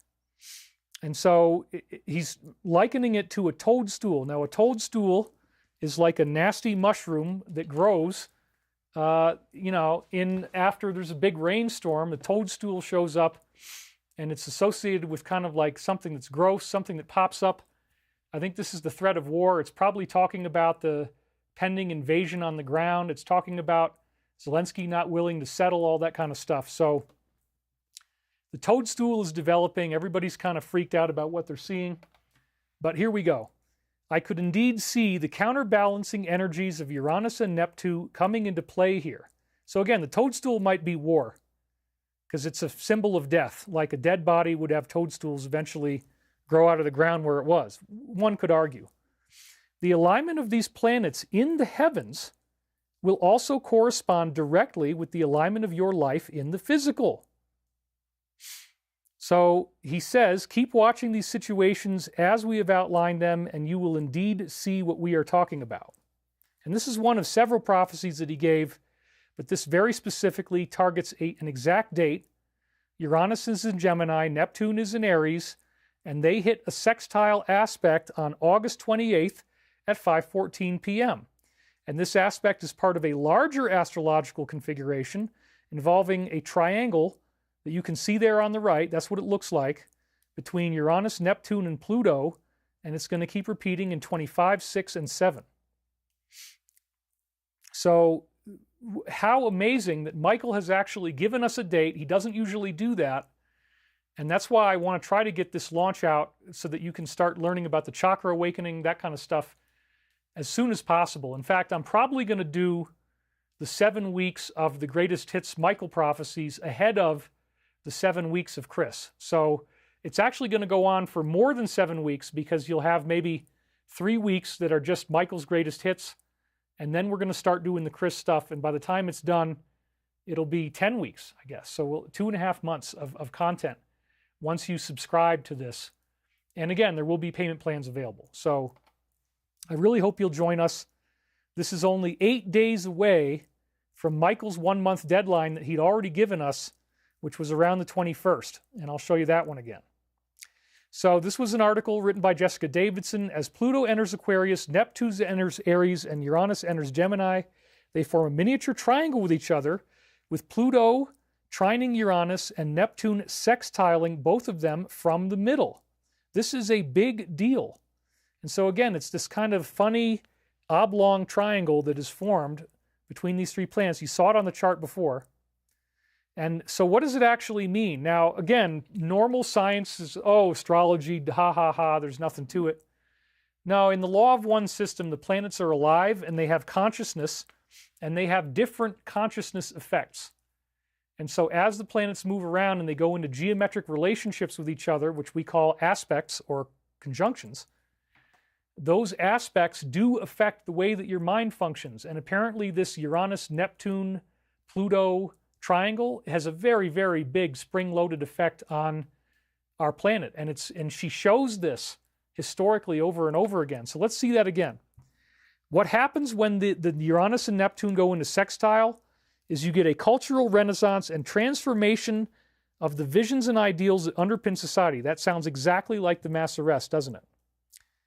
Exactly like the exposure of disclosure and all that stuff. The first exact alignment is on August 28th of this year.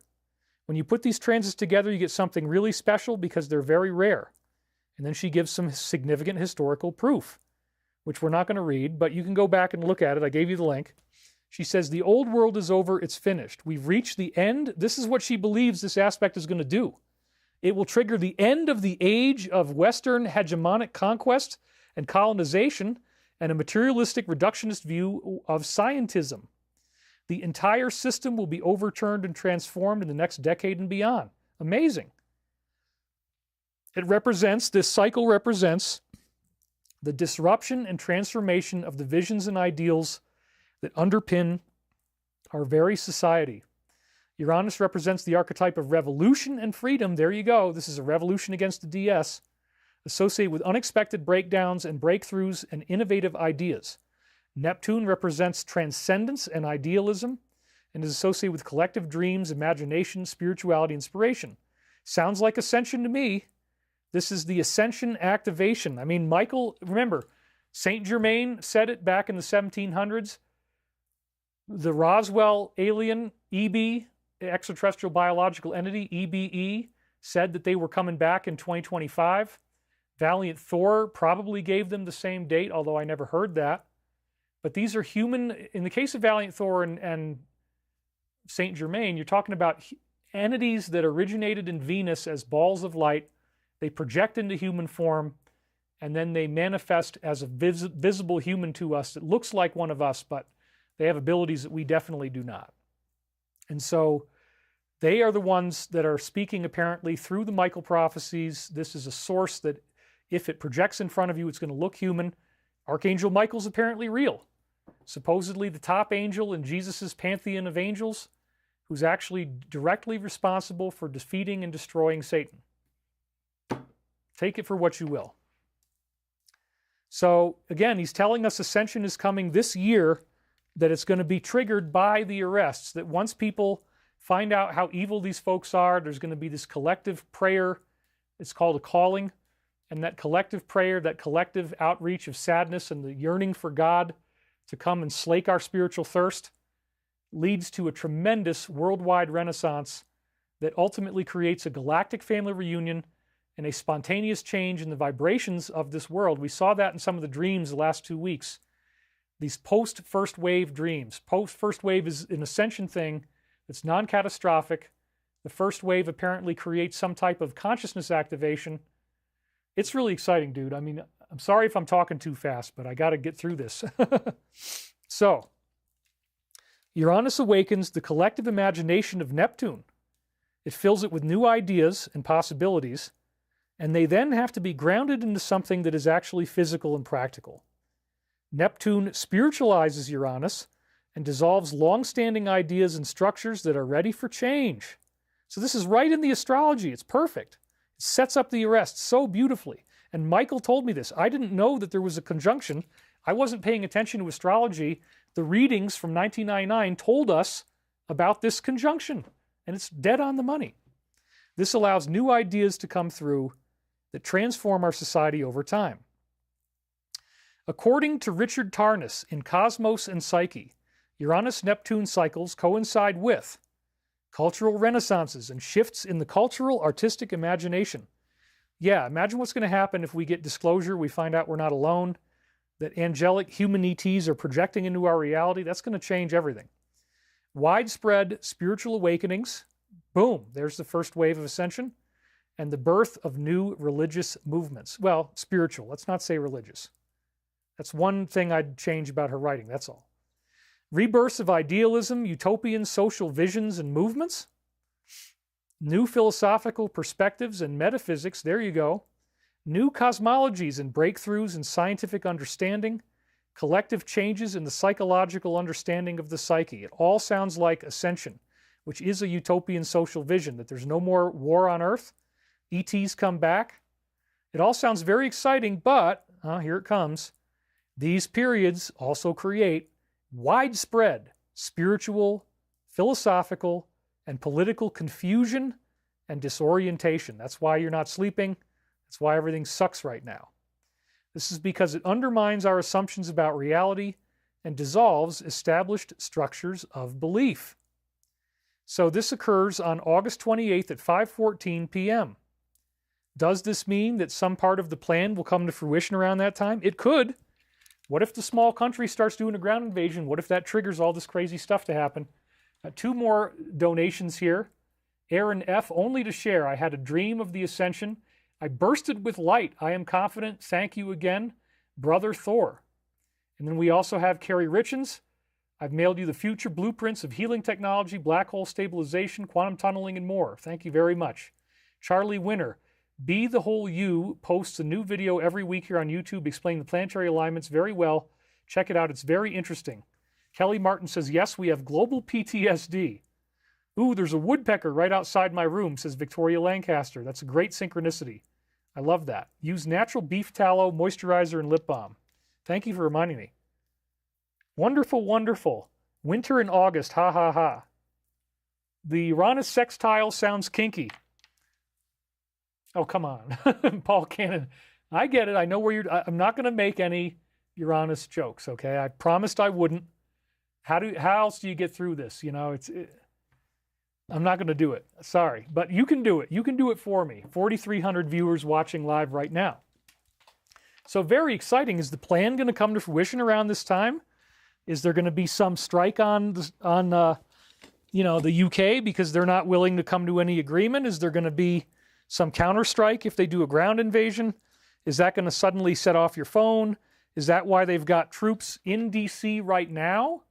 They're already there. The setup is already here. We had United Airlines go down. They're getting ready to release the information. I mean, what if the DS says that's our point of no return?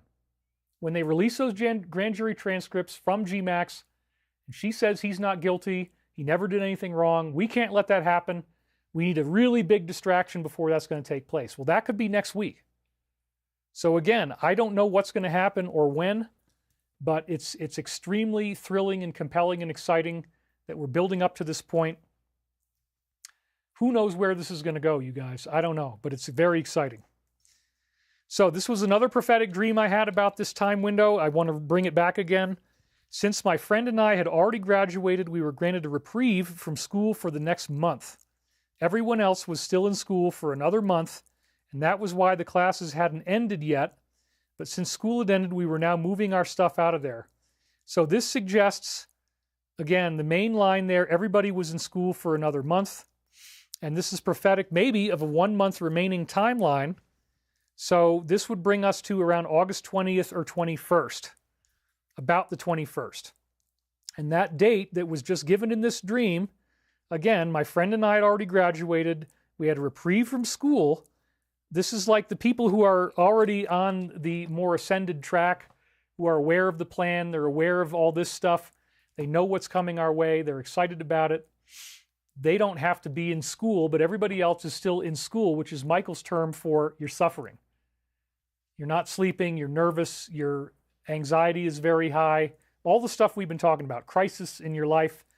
My freaking battery's dead in the middle of nowhere. I got no phone. I have to have strangers help me.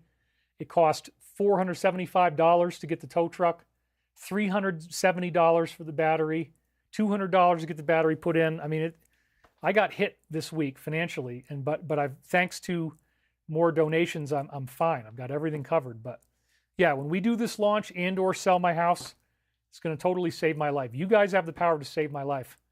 If you're actually generous enough to reach in there and actually do this and not just say, oh, I don't really need David's product, somebody else will do it. No, I want you to do it because that's a way of thanking me for all this work that I've been doing and sacrifice. It's been very intense. I have had a very, very hard time off and on, as you know. And my life gets better, my life gets worse. It goes back and forth like a sine wave. That's just the way reality is. That's what Michael is calling the class. So class only is in session for another month, which again is August 20th to 21st. That's not very long. Classes hadn't ended yet, and we were now moving our stuff out of there. And this is prophetic of my idea to sell my house. I mean, there isn't really any stuff in there, but yeah, moving out. And if I have to, I might sell this house too, but the launch might save this house. We'll see how that goes. If you guys are generous enough, I won't have to leave here.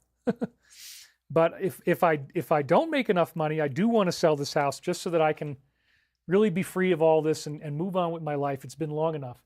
Beverly Adams, you shall not know the day nor the hour, but as the fig tree blooms, green in springtime, you will know the season. It's in the Bible somewhere. Thank you very much, Beverly. Appreciate it. All right, let's keep going. So the classes are in session for another month. That brings us to around August 20th or 21st, which is only 8 days from the Uranus-Neptune trine of August 28th. And we are already seeing tremendous progress. So again, what did he say? I watched a toadstool developing, and I could indeed see the counterbalancing energies of Uranus and Neptune coming into play. The alignment of these planets in the heavens, he knows there's a conjunction, he's giving us a deadline, will then correspond directly with the alignment of your life in the physical. Keep watching these situations as we have outlined them, and you will indeed see what we are talking about. Come and walk with your sizable shoes with us, and we will indeed explore the further depths of the one infinite creator. And it's funny that he made the analogy about shoes, because in the dream that we just had last week, there was a woman whose shoes were on fire, and we had to put the fire out in her shoes. So the shoe metaphor is about the fact that our shoes are on fire in my dream means everybody, it just hurts to walk. It's just everything is pain and trauma, and you got to try to rise above that. Give it back to God. You know, I wouldn't usually use the word God in the title, but we're in such intense times. I said, we're doing it. We're going with God. So Aaron 8 Green, $50 donations. I love all your courses, and I can't wait for this one. Thank you so much. David, what is the minimum investment for Stavati? I'm not rich. I can invest a little. I don't want to bother Chris. He has more important things to do, and I'm not rich. Okay, well, I don't actually know what the minimum is, but if you have something in mind, you can write the company. And again, we have openings for 10 investors. But I'm not allowed to tell you what it is if I did know. That's just the way that the rules work. God's superabundant blessings be upon you, says the Frisian. Thank you very much. Suzanne Tadovich says, thanks for being you, celebrating your first super chat. Well, I really do appreciate that. Wait, I already thought you put the house up. I'm in the process of getting this house listed. Now, it doesn't mean it's going to sell. The market around here is crap. There's 40 houses on the market. There's only 3 closings. There's no guarantee that this strategy of trying to list this house for sale is going to work. It's a very strange property. It's very expensive. It's only really livable in the summer. It's infested with rodents and bugs, and it's got 8 months of winter a year. It's got 7 months of wind a year that'll drive you out of your mind, make you want to rip your hair out. I can't sell this to somebody without knowing that they know that this is snowbirds only. You really can't. I mean, I've done it. I've lived here in the winter, but that's why the Tibetans in the Himalayas get rainbow body activation. You burn off so much karma living at 8,600 foot altitude and all the wind and all the cold, 8 months of winter. It helps you with your ascension process because you burn so much karma off. I do want to get to Sedona, so that's why your generosity with the launch, getting me out of tax debt, getting me into a new place. I don't have to be here again this winter. I'll be able to do a lot more. I'll be able to do more videos, more fun stuff, because in the winter here, I am so preoccupied with survival. I might spend the whole week 2-3 hours a day shoveling, and if you don't shovel, the snow melts during the day, freezes into ice at night. Now you've got everything that you walk on is deadly. You have to shovel every day when there's snow. You can't avoid it. Marina donated $20. Thank you very much. MME Studio says, God's got you, David. Try high-frequency sound traps so no one can hear it, but the rodents escape it. I've tried all that stuff. It doesn't even happen. We are looking for investors, but again, we only have 10 slots left, and we already have had a lot of people step forward. I think we've already raised $575,000 in the last 2 years. So, yeah, it's really, really cool. And you guys have helped us tremendously. This audience is great. So you've saved our company, saved us our future of hover cars, and we have 10 more slots available. So if there's a way that you can do that, if you would like to step up in that capacity, please do so. It will make all the world to us. We really do need those last 10 slots to be filled. We pretty desperately. But again, you know, it could all change in a week. If this production money comes in to do the airliner here, it's all over. So this is your last chance, is what I'm saying. Total Todd, I'm an HVAC technician. Here's some of my blood, sweat, and tears. That's all I've got to offer. Practice stoicism, please. I think I'm pretty stoical. Anyway, last week's Michael reading, we just got through. It was very prophetic and totally fits in with everything that we're talking about right now. So let's have that again. So if you believe that I was Edgar Casey in my past life, we've shown you the astrology, we've shown you the faces, we look the same. Apparently, before he became this spiritual leader, he had 2 lifetimes in a row as an English gentleman named John Bainbridge. He was his own grandson. The grandson was named John. The grandfather was named John. And apparently this guy was really a lot of trouble, you know. He was drinking, he was womanizing, he was gambling. He had the psychic ability to control the shell game with the P under the 3 shells. He knew who had what cards in poker. He could psychically read your poker hand. So he was using his psychic ability to cheat in gambling. He was womanizing, and he was a drunk. That was me in 2 other lifetimes. And so Michael is now in the process. This last reading we had was so beautiful in showing how that type of addict pathology, addiction is all about the hidden. It's about what don't you say? Well, what was I not saying? I'll be honest with you. I was addicted to not charging any money for my show, and it was like a bad habit because it was causing me to have pain and problems from poverty. I really should have done another paid product sooner than 2 years ago, but you know, I gotta heal my life, and that's part of not being an addict. So we have 2 donations here, as you can see. Stephanie Kasinik, have you had a visit from Gurley since her transition? Yes. As I may have said, Gurley now appears to be a part of me in my soul. I feel her in my soul. She's paired with me in my soul. Gene Novacek, I'm concerned about your water source if you move to Arizona. Much love to you, David. Well, yes, but in Sedona, there's actually plenty of water. There's streams and everything. Total Todd, you are stoic, brother, and I am here for you. Thank you very much. Is Gurley like the android in the Disney movie Tomorrowland? It fits the description to a T. I don't know. I don't know if she's an android. I don't think so. Isn't the Northeast flattering enough to move here, says Vacapalo? Yeah, I mean, that could still happen. I mean, we have a facility in Niagara Falls. I may end up living there part of the year. We just really need to see where is the most important Stavati work being done for my division, which is hover cars, power plants, and med beds. Whoa.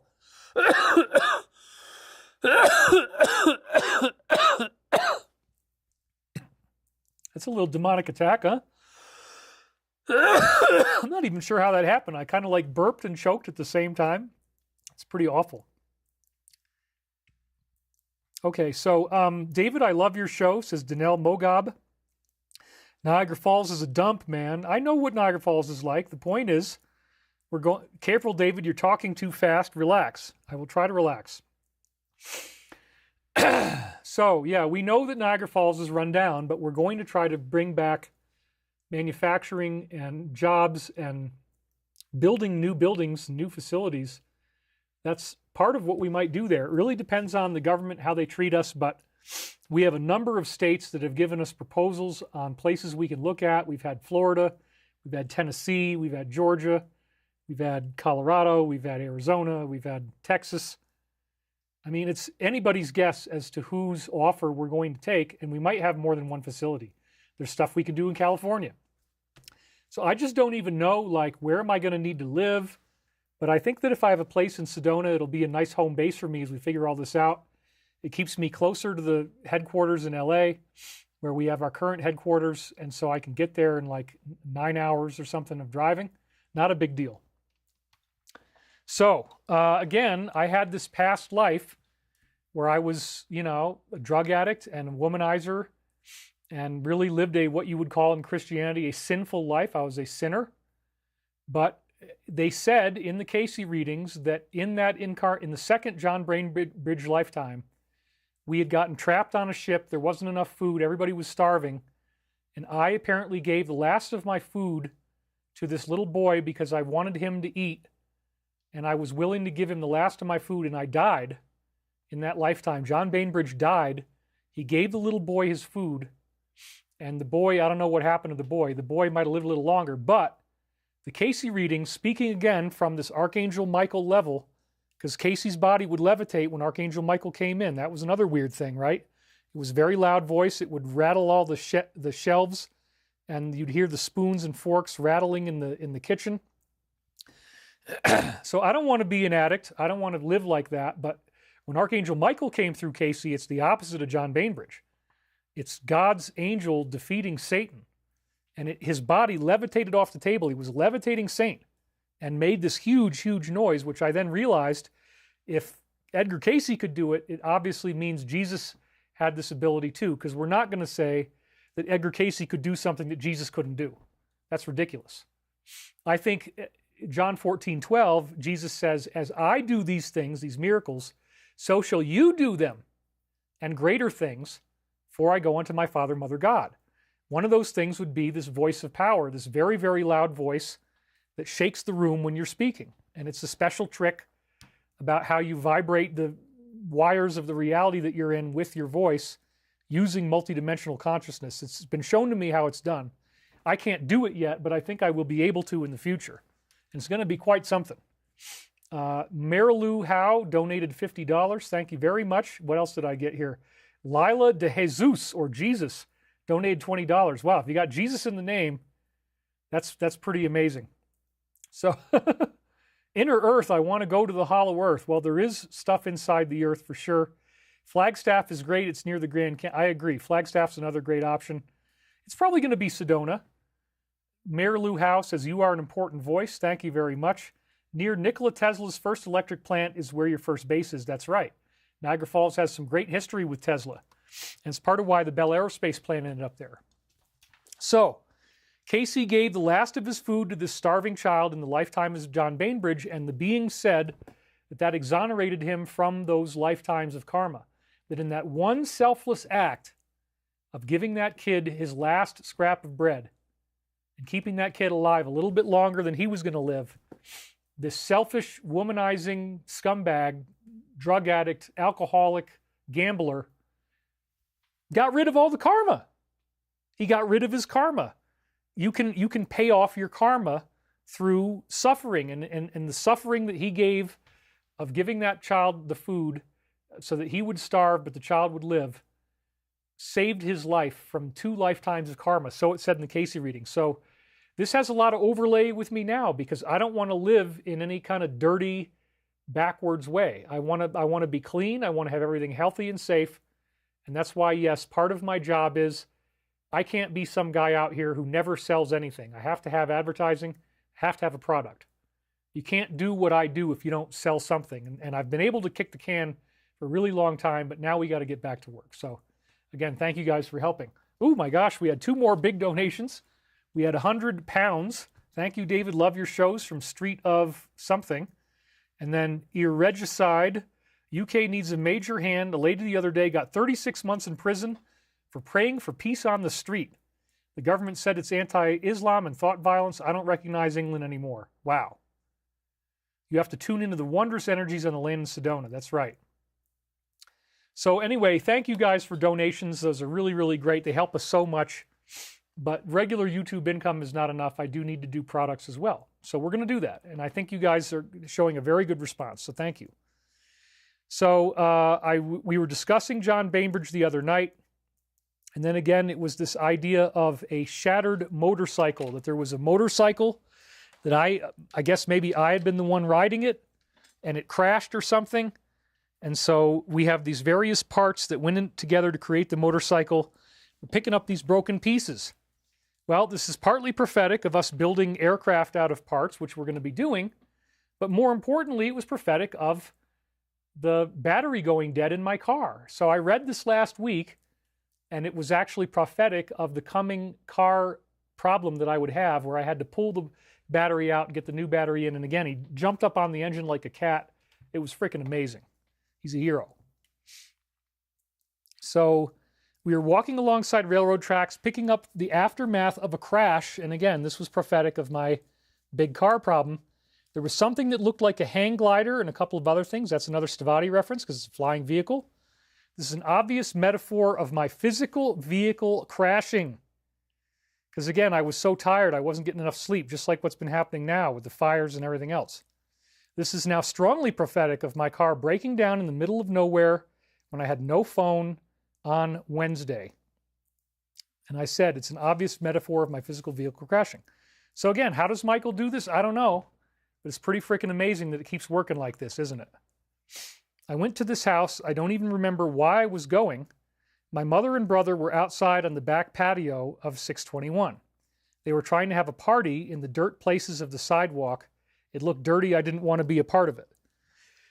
So I said at the time, August 1st, this is prophetic of their resistance to the DS that we're all feeling. But 621 is the house I'm now selling. It's probably going to sell. I don't even know if I could sell this place. I mean, it's very hard to sell this house, but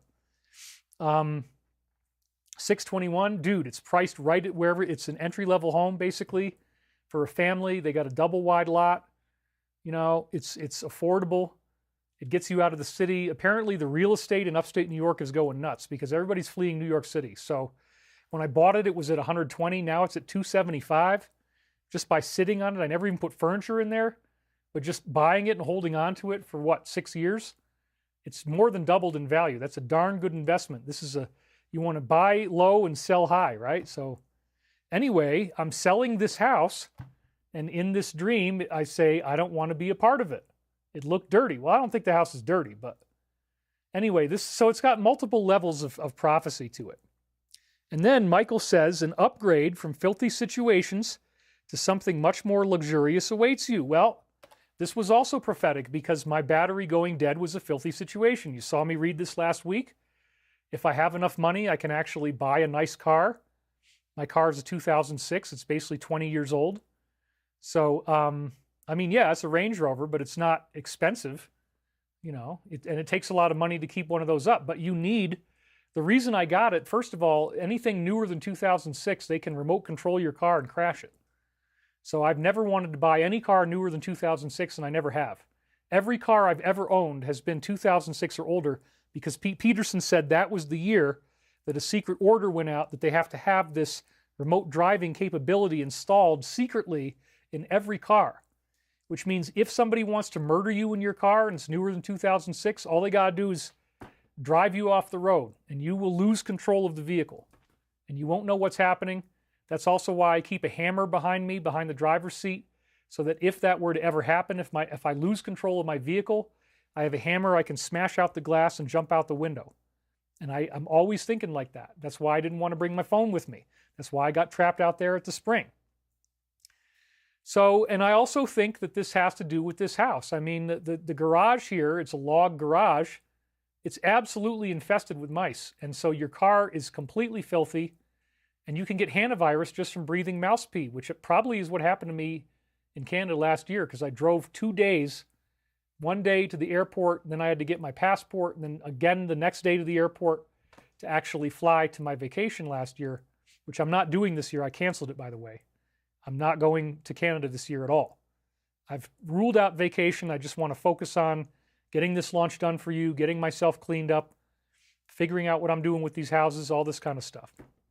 But, you know, if Stavati's about to get this huge whopping tranche to do a prototype here, I mean, this is massive. It's a massive amount that they're saying they're going to do. So if that happens, then, you know, everything is great. But we're still going to do the launch either way. I want to make that clear. Annie sends one last launch. I got to do it one more time. Annie Sensening, thank you for your awesome show. We are big fans of yours at the Nikki Sky Ascension portal. All right. We're at 4,365. We're doing really well on time, by the way. We might be able to get this done in, I don't know, 3 hours, 3.5 hours, something like that. So, you know, if I have the money to rent a nice place in Sedona, then yeah, it'll probably be a lot more luxurious than living in the filth that I'm always dealing with here. And so that's pretty cool. Think of this in terms of the service you provide and your own relative ability to become a nonstop channel for positive forces only. This dream is directly relative to the questions at hand regarding your own positive polarity and the further quest to attain it therein. And again, it was the smashed motorcycle or hang glider tied in with John Bainbridge. That it's the result of me having had that unclean life, having had a life of lower vibrations that leads to these crashes and these bad karmic disasters happening. So that's why, again, I have to figure out a way to make this business that I'm doing here make enough money that I can actually survive and be happy. You don't want to see me being sad every week about not having enough money. So anyway, I made the point. Several things need to be noted. A further account of how positive points were taken in the past, how those personal power points may then be reclaimed in the present, and the way in which this acquiescence to the will of the higher forces will then extend itself throughout all of the spheres of your workings. Well, I highlighted number 2, and I didn't highlight it last week. Let's look at that one again. How those personal PowerPoints may then be reclaimed in the present. Well, guess what? That was prophetic of the big insight I had. I think it was just yesterday. Like, oh my God, why don't I just sell 621? There's $275,000 hiding in there, and that will immediately take all the pressure off and allow me to be able to move. I don't even necessarily have to wait until the end of the season here.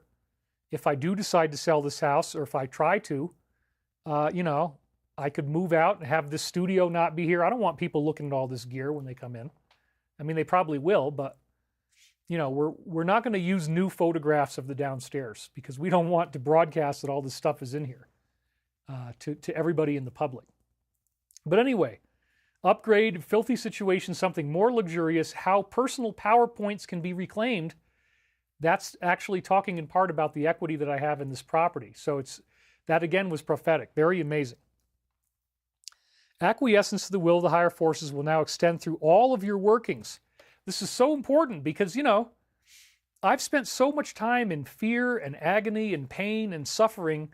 Why? Because I know that Michael is real and I know that the stuff I'm doing is real, but I still have everyday challenges, financial challenges, for example, and they hurt, and losing that battery at the water spring was terrifying.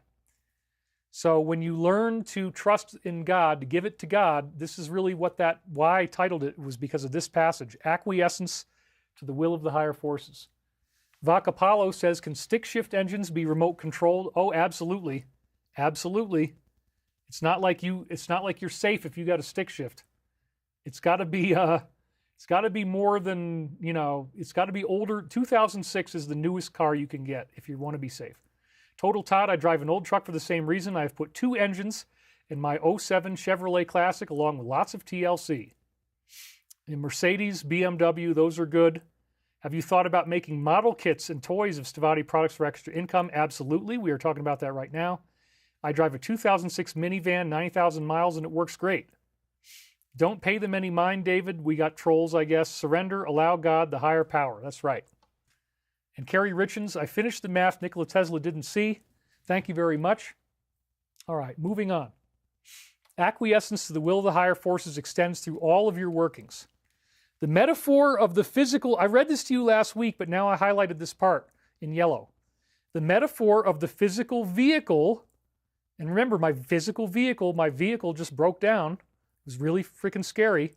Expresses most clearly how it is that you have struggled with these ideas in the past. So that's very interesting because it was prophetic that I was going to have a car problem. Now that you have come into an awareness of yourself and your own power, the calling that you have generated is easily answered by the higher forces. So again, my physical vehicle needed a tow truck yesterday as I'm reviewing this again. So now we got to read it again because it's prophetic. We see this as an appealing metaphor for yourself and how, thank God, we are moving past these situations of waking dilemmas. Yes, because I'm doing a launch and selling the house. The bread in the oven rises into being, and we are indeed quite pleased to tell you that fact. Well, this is again the metaphor of the rising Christ consciousness, and I think the bread also refers to my launch and, bringing bread in, literally, like money. So I think that's another layer of it. It will move me past all of my waking dilemmas. By maybe listening too much to the trolls who are always mad if you charge for something, I said, well, F you guys, I'll never charge for anything. Okay, well then I end up in really bad trouble. Waking dilemmas. And we're going to move past those, which is great. So then he says, the Bilderbergers, corporate elite powers, do indeed have quite the intimate stranglehold over the worldly affairs of the planet as they now stand. That's very accurate, but why did he say this back in 99? That's not how most people were talking, right? It is correct and accurate for you to maintain a constant vigilance over the study of these interconnected rates and obligations of service, as there will come a time where you may well be positioned to discourse on these events. And I said before, it's prophetic of the idea of future publicity, but also think about it. If I charge for something, it has interconnected rates, and I'll be discoursing on various events. We're going to do a huge disclosure. So it all fits together really nicely. The entrainment or the repetitive looping of the processes in the present are soon to be circumvented by an explosion of new energy from our galactic center. There is a certain manifestation of an energetic presence that will be physically visible, and that is an important part of understanding how this cycle functions. Well, that is definitely on the nose, talking about the first wave ascension. They said galactic center, but this is really something that beautifully lines up with our latest crop circle, which again seems to be the sun, that the sun is getting ready to give off a big flash. It will be non-catastrophic, but it's showing up here as this marine mine that also has 2 pentagrams in it, symbolizing the DS. And again, it shows that the sun is getting ready to give off this big flash, perfectly in alignment with what Michael is telling us. He probably is the one that made this. This is one of Michael's crop circles, I would imagine. We do again applaud you in your efforts in coming to these realizations on your own, so to speak. The participants in the pool all await for you to dive in with them. We do look forward to your own diverse passage into the higher realms. And again, the participants in the pool appear to refer to Michael and many other angelic beings. It also could be a press pool that I may end up prominent once the arrests happen and they bring me in. That seems to be very likely to occur at some point. Because again, if Michael is real and all this stuff really happens, you're going to be hearing a lot more from me worldwide. It's pretty scary, but I try not to freak out about it. Just take it one day at a time. John S. says, it's so strange where the Father leads you. I rejected this in 2018. Now after therapy and much healing, here I am all over again, giving it a chance all over again. God bless you all and good luck. Thank you very much. Just make sure I didn't miss any other ones. Sabrina Robidoux. Thank you for your work. When can we enroll in the Great Awakening class? I never miss a podcast. I'm going to try to get this going. We're crewing up right now. We're figuring out who's going to do it. Again, with the David Stones, I mean, maybe I could get it up to 1,000. So maybe I could do like 500 offered on this course and then 200 at 2 events. But even to get it up to 1,000 is going to be pretty hard. The land is, I've pretty much found all of them, most of them that I can find. I want to leave a few around so that I haven't removed all of them from the property. But yeah, if I don't do any more than like 500 or 1,000, and then all this stuff that Michael says comes true, I think your David Stone is an investment that will end up being worth a lot more if you were to resell it than what you paid for it. So I look at it as not an NFT, it's a fungible token. It's actually something physical. They're beautiful stones. You could mount them on a necklace. You could mount them on a bolo. You could mount them on a belt buckle. You could put them in your altar. You could put them in a potted plant that you love, something like that. Kathy Kohler, we can't wait to buy your course for $222. I bought your last course back in 2021. We adore you, David. Thank you very much. Really appreciate that. Great to see you, David. I'm watching in New Zealand. It's Monday here. So, lots of good stuff going on. And we look forward to your own diverse passage into the higher realms. In other words, diverse means it's not just Christians. Every different faith, everybody on earth apparently goes through this ascension because Christ's message actually worked. If we didn't succeed, we were going to have the earth changes, but if we do succeed, we get a peaceful, non-catastrophic ascension. That's what we're actually getting. It's wonderful. So again, he says, we look forward to your passage into higher realms. Do not fear failure. It's a big lesson for me right now. And again, I think you guys are going to be there for me. You guys are going to receive this gift that I want to give you so that I can get myself out of debt and out of constant misery. And I appreciate that so much. Do not fear failure or that the vortices and prophecies will fail to occur. Keep your chin up and your head forward and remind yourself that you are loved more than you could ever possibly imagine. So now we're getting into new stuff. There was another prophetic dream on the same morning of June 8th, 1999. And it's shocking because remember, this is 21 years before COVID, okay? 21 years before the treatments associated therein. I found myself in an outdoor area. There was a partying feel attached to it. I saw a malevolent presence that was killing bumblebees. It was picking up the bees, and then you would be able to see through their heads like it was completely transparent liquid inside their head. And then this thing would bite the bumblebee. It was like a sting. Oh, a sting, right, like something you'd be injected with. You'd bite down, it would bite down on them, and then the head would fill with this weird orange liquid. So now we know what this is about. This is about something injected into the body It's 21 years before the events actually started to happen. Shocking prophecy once again. Gene Novacek, same thing happened to me with my battery. I found out a week later I needed an alternator. Ford Escape puts the alternator in an inaccessible place, and it costs $1,800, mostly due to labor. Thankfully, my alternator is only $200-300, and it's easy to fix, and my buddy's going to do that for me. So somebody says they have no sound. No, everybody's got sound, so that's just you. You might want to refresh your browser and log back in again if you can't hear anything. Alf, the alien life form from the planet Melmac, loves to eat cats. I remember that from the show. I do not feel failure. I'm a battering truck. Lewis says, keep your house, my friend. God, God, God. Thank you. Hopefully I can. You know, again, it really just comes down to what's the most expedient way to get this John Bainbridge phase of my life, unpaid debts, out. And I want to do that. And the launch, I think, will help. So you guys can step up for me. That's freaking amazing. And I'm totally okay with selling 621. Let's get a family in there. Somebody can look after it. I haven't even been there in 6 years. I think the handwriting's on the wall. I'd only visit it temporarily. Maybe in the future I'll buy it again, or we'll film in there or something, show David's childhood. But I've let go of it, and it feels great because it's like, oh my gosh, wow, I don't have to be freaking driving a broken down vehicle all the time and having all these unpaid bills and these terrifying things. So it's good. It's a very good healing. So this again is talking about the DS and how they're, you know, injecting people with something that's very bad for you. In this case, the people are represented by bumblebees, and their clear head is then filled with this weird orange poison. Then it looked like something started to pupate and grow inside the bee.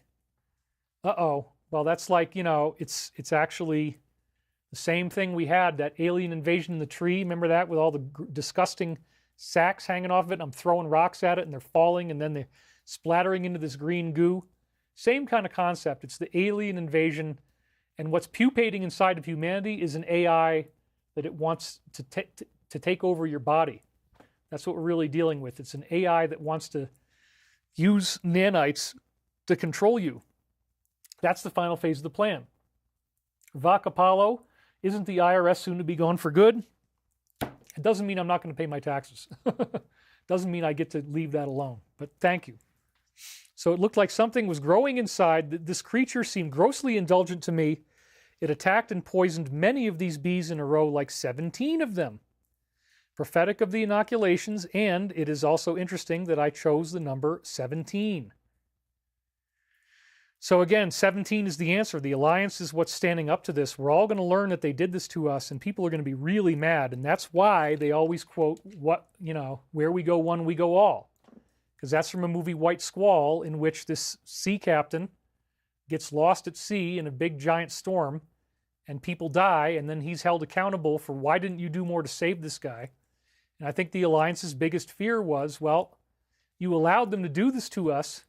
How could you have done that? How could you knowingly let people die? Well, we had to, because it was the only way we could save the world. And the Alliance was really worried about the ramifications of that, which is why they kept quoting from that movie, White Squall. But Michael has really smoothed a lot of that out. This was God's will. This was the will of Jesus, the will of Archangel Michael, the will of Mother Mary. It's all in the Michael prophecy books. I go back through talking about prophecies of Mother Mary, apparitions of Mother Mary that totally predicted even the original Fatima prophecies, the kids that got contacted in Fatima in 1917 by a flying saucer. The Fatima prophecies describe a non-catastrophic ascension that sure as hell sounds like what's happened since 2020. It's eerily accurate. So this was God's will, and that might be part of the reason why the Alliance wants to bring me out, is to explain that there were higher intelligences involved, and it was their will that the inoculation game be allowed to play out. So here it is again, with the malevolent presence injecting bees with this weird stuff in their head. It starts to grow something inside of them.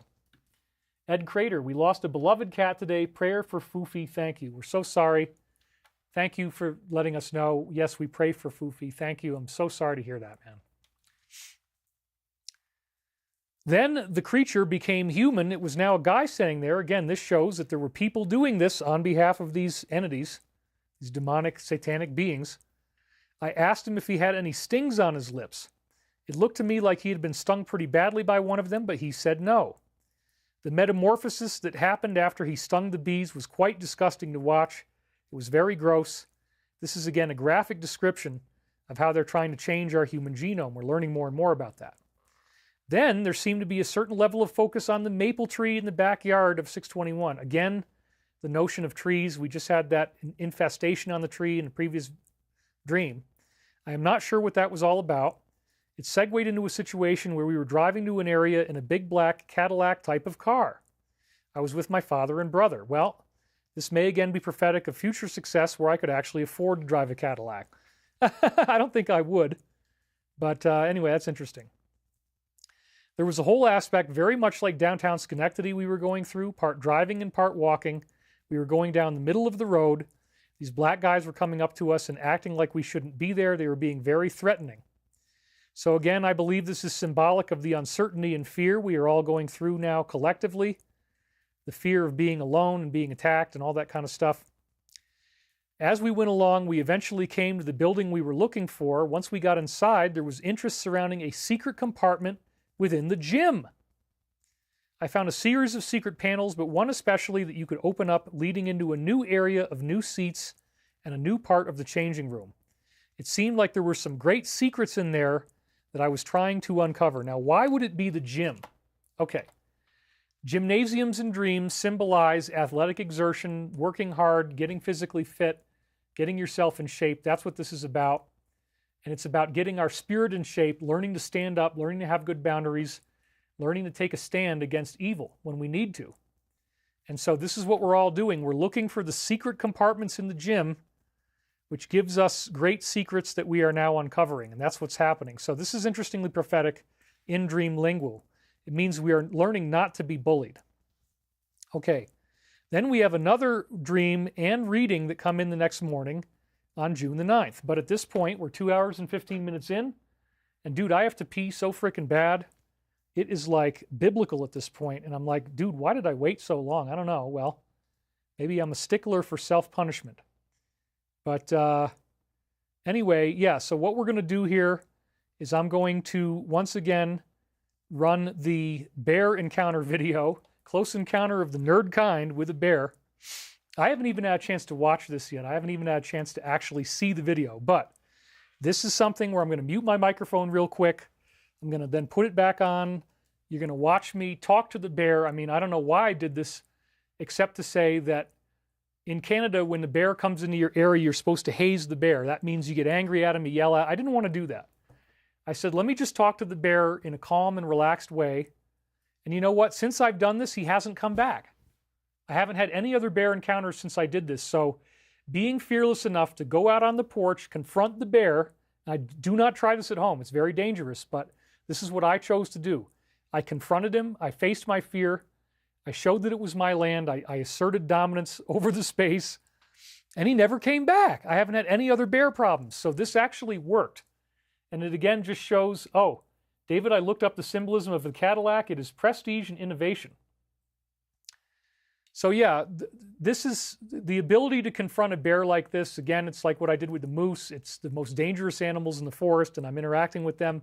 Do not try this at home.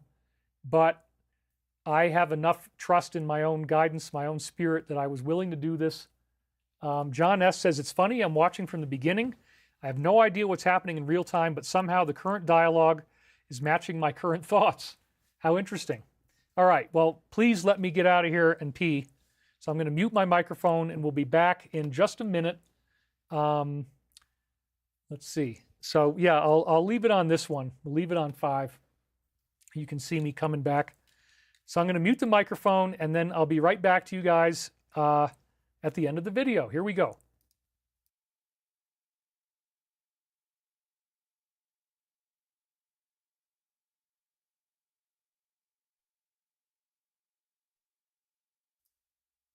All right, and action. Here we go.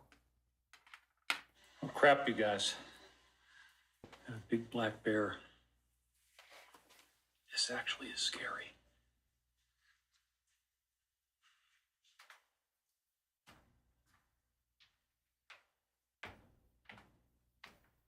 Should I talk to him? You want me to open the door? I'll do it. Hey, buddy. He just doesn't care. I think it's probably safe. He starts charging me, I can back off. Let's see what happens. You guys ready for this? He heard the door.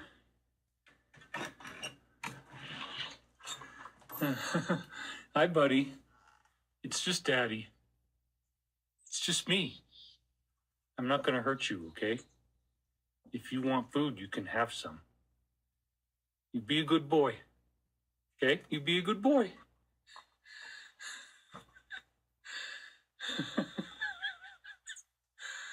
Are you a good boy? You want to be Daddy's friend? It's okay if you're my friend. I just don't want us to be in each other's way. Like, I have a house here, so this is where I live, right? And I put food out, and bears aren't really supposed to be getting into this stuff, you know? But, like, if you want to, it's okay.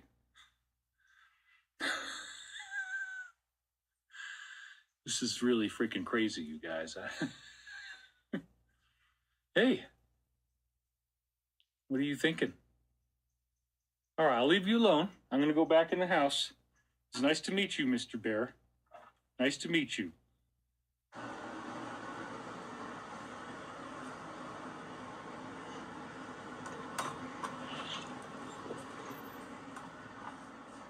Hi, Mr. Bear. It's David Wilcock. And I'm your friend. I'm not going to hurt you. He's smiling. He's got a big goofy grin. Because he knows everything's okay. These are my rocks, you guys. Let's hope the bear doesn't attack me. I just got to show that I have some control over this space, you know? So this is my shield of Archangel Michael. Boulders in different sizes and configurations. Okay, and then I've got a triangle. And these are all actually really good. Like if you turn this one over, it's got that white on it. Same thing with this one. Same thing with this one. I didn't leave them in the most beautiful way. I was washing them, you know. Anyway, we got a nice triangle there. We got a pentagon. Figured, what the hell? I got to clean these a little more, but this is a really beautiful one that I found. We got rose quartz. Is it really a good idea for me to be doing this with a bear right in the frickin'... Well, I got to let him know that I'm around, you know? I let him know that I live here too. Like that. This is just sacred geometry, you know? Maybe if I make these shapes, it adds energy. Oh my God, there he goes. Bye-bye, Mr. Bear. You can come again, but just don't be threatening and mean. And you've been good. You've been a good boy. Dude. Yeah, we got to save our little chipmunks here. We don't want them being eaten by these guys. All I got out right now is the small ones. The bigger ones are hiding. It's okay, you guys. Daddy has to show some assertiveness over his own space. In the face of these terrifying, loose animals. Anyway, there we go. I got some new boulders for the bottom of the tree, as you can see there. We got to clean those up a little more, but life is pretty good apart from extremely dangerous wild animals stalking my land. There he is right there. Hi, Mr. Bear. It's okay. You don't have to be scared of me, buddy. All right, you guys. We're up to 3 minutes. Boom. All right, I'm happy to say, proud of our work. We worked really hard. This is the biggest stone we've ever found in the ground. It's pure quartz. It's amazing. We had to dig it out of there with this big old hoe. But it's all got this beautiful rose quartz on it. And look at how deep of a cavern we left behind, but we didn't have to kill that plant. That's what we were worried about. So the cavern is there. This is probably our finest discovery yet. And we're finding that this area in the middle of the property around here is where we're getting the most premium rose quartz. So there's a little more of it than usual where you get the quartz. See if I got any in my pocket. I guess I do. Like that. Beautiful. Yep. What a lovely specimen. So this is just, we're documenting it as we keep going. Yep. There you go. These beauties here. We'll just leave them. We can't miss this spot now. Oh, no. This is our biggest win yet. Oh, crap, you guys. Got a big black bear. This actually is scary.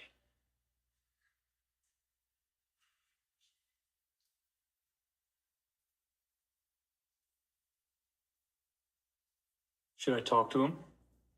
You want me to open the door? I'll do it. Hey, buddy.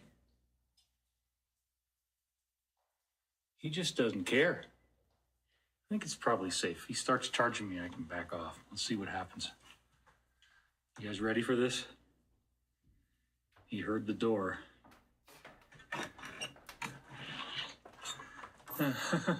Hi, buddy. It's just Daddy. It's just me. I'm not going to hurt you, okay? If you want food, you can have some. You be a good boy. Okay? You be a good boy.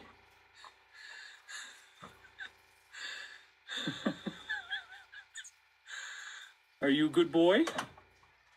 You want to be Daddy's friend? It's okay if you're my friend. I just don't want us to be in each other's way. Like, I have a house here, so this is where I live, right? And I put food out, and bears aren't really supposed to be getting into this stuff, you know? But, like, if you want to, it's okay.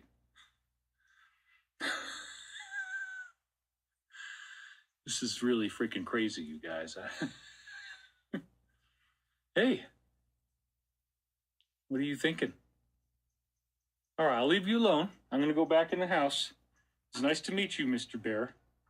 Nice to meet you.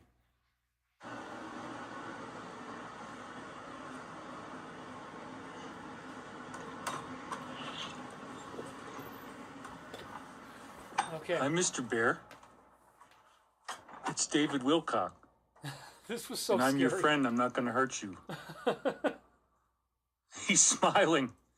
He's got a big goofy grin.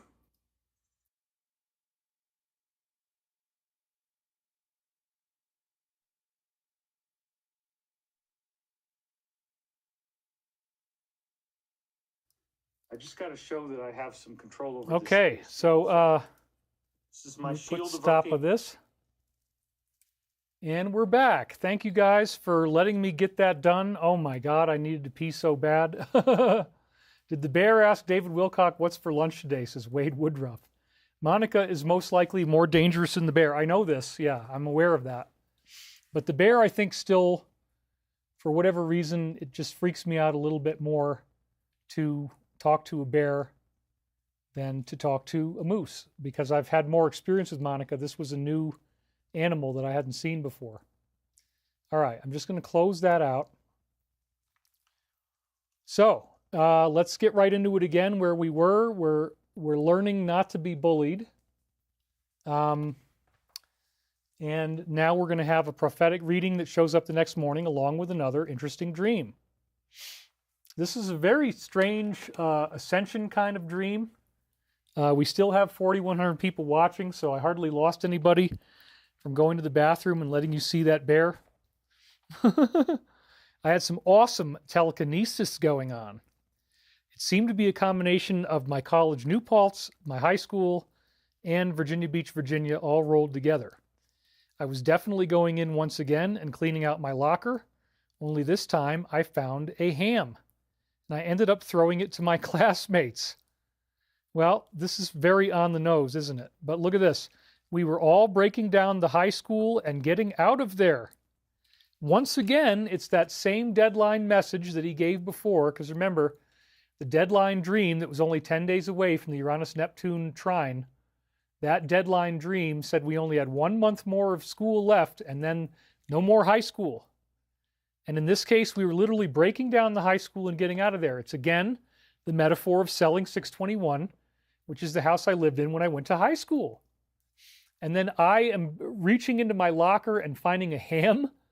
That means I'm a ham. I mean, they're making a funny joke about me and all the funny characters that I do. I can be funnier when I'm less tired. I mean, honestly, 2 nights in a row from this smoke, not being able to sleep, the full moon, dude, the full moon, everybody said they couldn't sleep. So it was really, really bad. Anyway, I found a ham. We're breaking down the high school, getting out of there. And I had awesome telekinesis going on. So this is talking about how we are going to be ascending as we go through the end of high school. The end of high school, again, is a symbol of when the arrests happen, when we graduate into the truth, that the Alliance decides to tell us the truth. And that day is coming. I had some incredible telekinetic abilities. I was able to dig holes in soil that looked like grain, and I was only trying to dig a 9-inch deep hole. That's the size of the railroad spike they just showed us in one of the dreams from a couple weeks ago. I ended up using so much power that I vaporized all of the grain. This is in what appeared to be like 3 of the horse stalls from John's barn. And I said here, horses classically represent spirituality and sexuality in dreams. Sexuality and transportation is what horses are. Grain represents spirituality, like Christ says, this is my body, this is my blood, I am that bread of life. I am that bread that is Christ. You know, he is risen, like bread has risen. There's all those weird layers of bread meanings that Archangel Michael loves to play around with those in dream metaphors. And of course, crop circles are in what? Wheat. They're in the grain that is specifically referred to in the Bible as Jesus's body, the bread of life. The Christ is the wheat, right? And then that's where they do the crop circles. How interesting. So I didn't even catch this, but obviously I used up all the power and vaporized all the grain. That was talking about my battery. It was talking about the death of my battery. And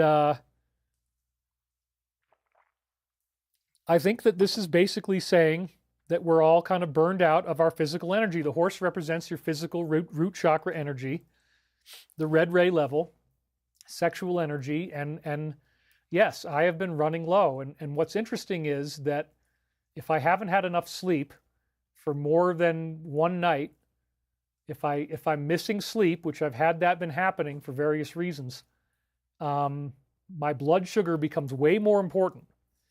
And if I don't eat something, then all of a sudden I get this anxiety and I feel really scared and really terrible and very nervous and just really awful inside. And there are some nights that I've spent where I'm just feeling that way the whole night and my mind is just racing from one idea to another. I think it's the Uranus-Neptune trine, honestly. I think it's this energy. I think it's the solar energy building up to something. And it's this psychic pressure that it causes that can cause insomnia, especially lensed in by the full moon. And you guys all told me, we already did that poll at the beginning, that your full moon experience was terrible. You're not sleeping. So this is describing all of us right now, that this energy is causing us to be vaporizing our grain. Robert Warren says, David, I've been with you since the source field investigations. We are all with you. I've had serious trouble sleeping recently. No kidding. How long is this expected to go on? Well, the deadline that Michael gave us is August 28th. Let's see what's going to happen around that time, the 20th to the 28th. It's not very far away, and we got Israel, and they're already going in there saying we're going to do a ground invasion. So I don't think it takes a whole lot of geostrategic analysis to figure out that that's going to be catastrophic and that there's going to be responses and unintended consequences. You need to understand, if you're going to be in war, that no plan survives a battlefield. And once those doors open, we are all in it together. And if we don't have each other's back, then we're all going to die together. So once those doors open, the plan is God. Whatever the plan is that you guys are supposed to agree to, you worship that plan like it's God. Because if you don't, you're going to get everybody killed. So war is a really serious thing. There's unintended consequences. If you bring somebody into a war arena, you don't know what you're going to get out of it. You don't know what the repercussions could be. And those repercussions could be incredibly severe. So just because they think they can go do a ground invasion, nothing's going to happen, doesn't mean nothing's going to happen. There's some people that might really want to show them a lesson. So that could happen very soon. I mean, so these prophecies, the blowing up thing, they're not giving us any other crop circle, by the way. Did you notice that? That usually we've been getting like one of them a week. We've had no new crop circle since the exploding mine in Germany. None. That means focus on that. That's what's getting ready to happen. So it's a very intense time. Thank you guys for being here. I found you in 2007, says Sybil Haynes. I love the science you memorized, and yes, source field was amazing. Thank you very much. Well, I guess we have some fairly active trolling going on right now. That's just, thank you, Ridgeline. Thank you, my team, for doing what you guys do so well. So again, like if you don't sleep enough and then you suddenly have low blood sugar, now you feel like you're dying, you have a panic attack, and you don't want to eat food either. So then you have to make yourself eat, which makes you feel sick.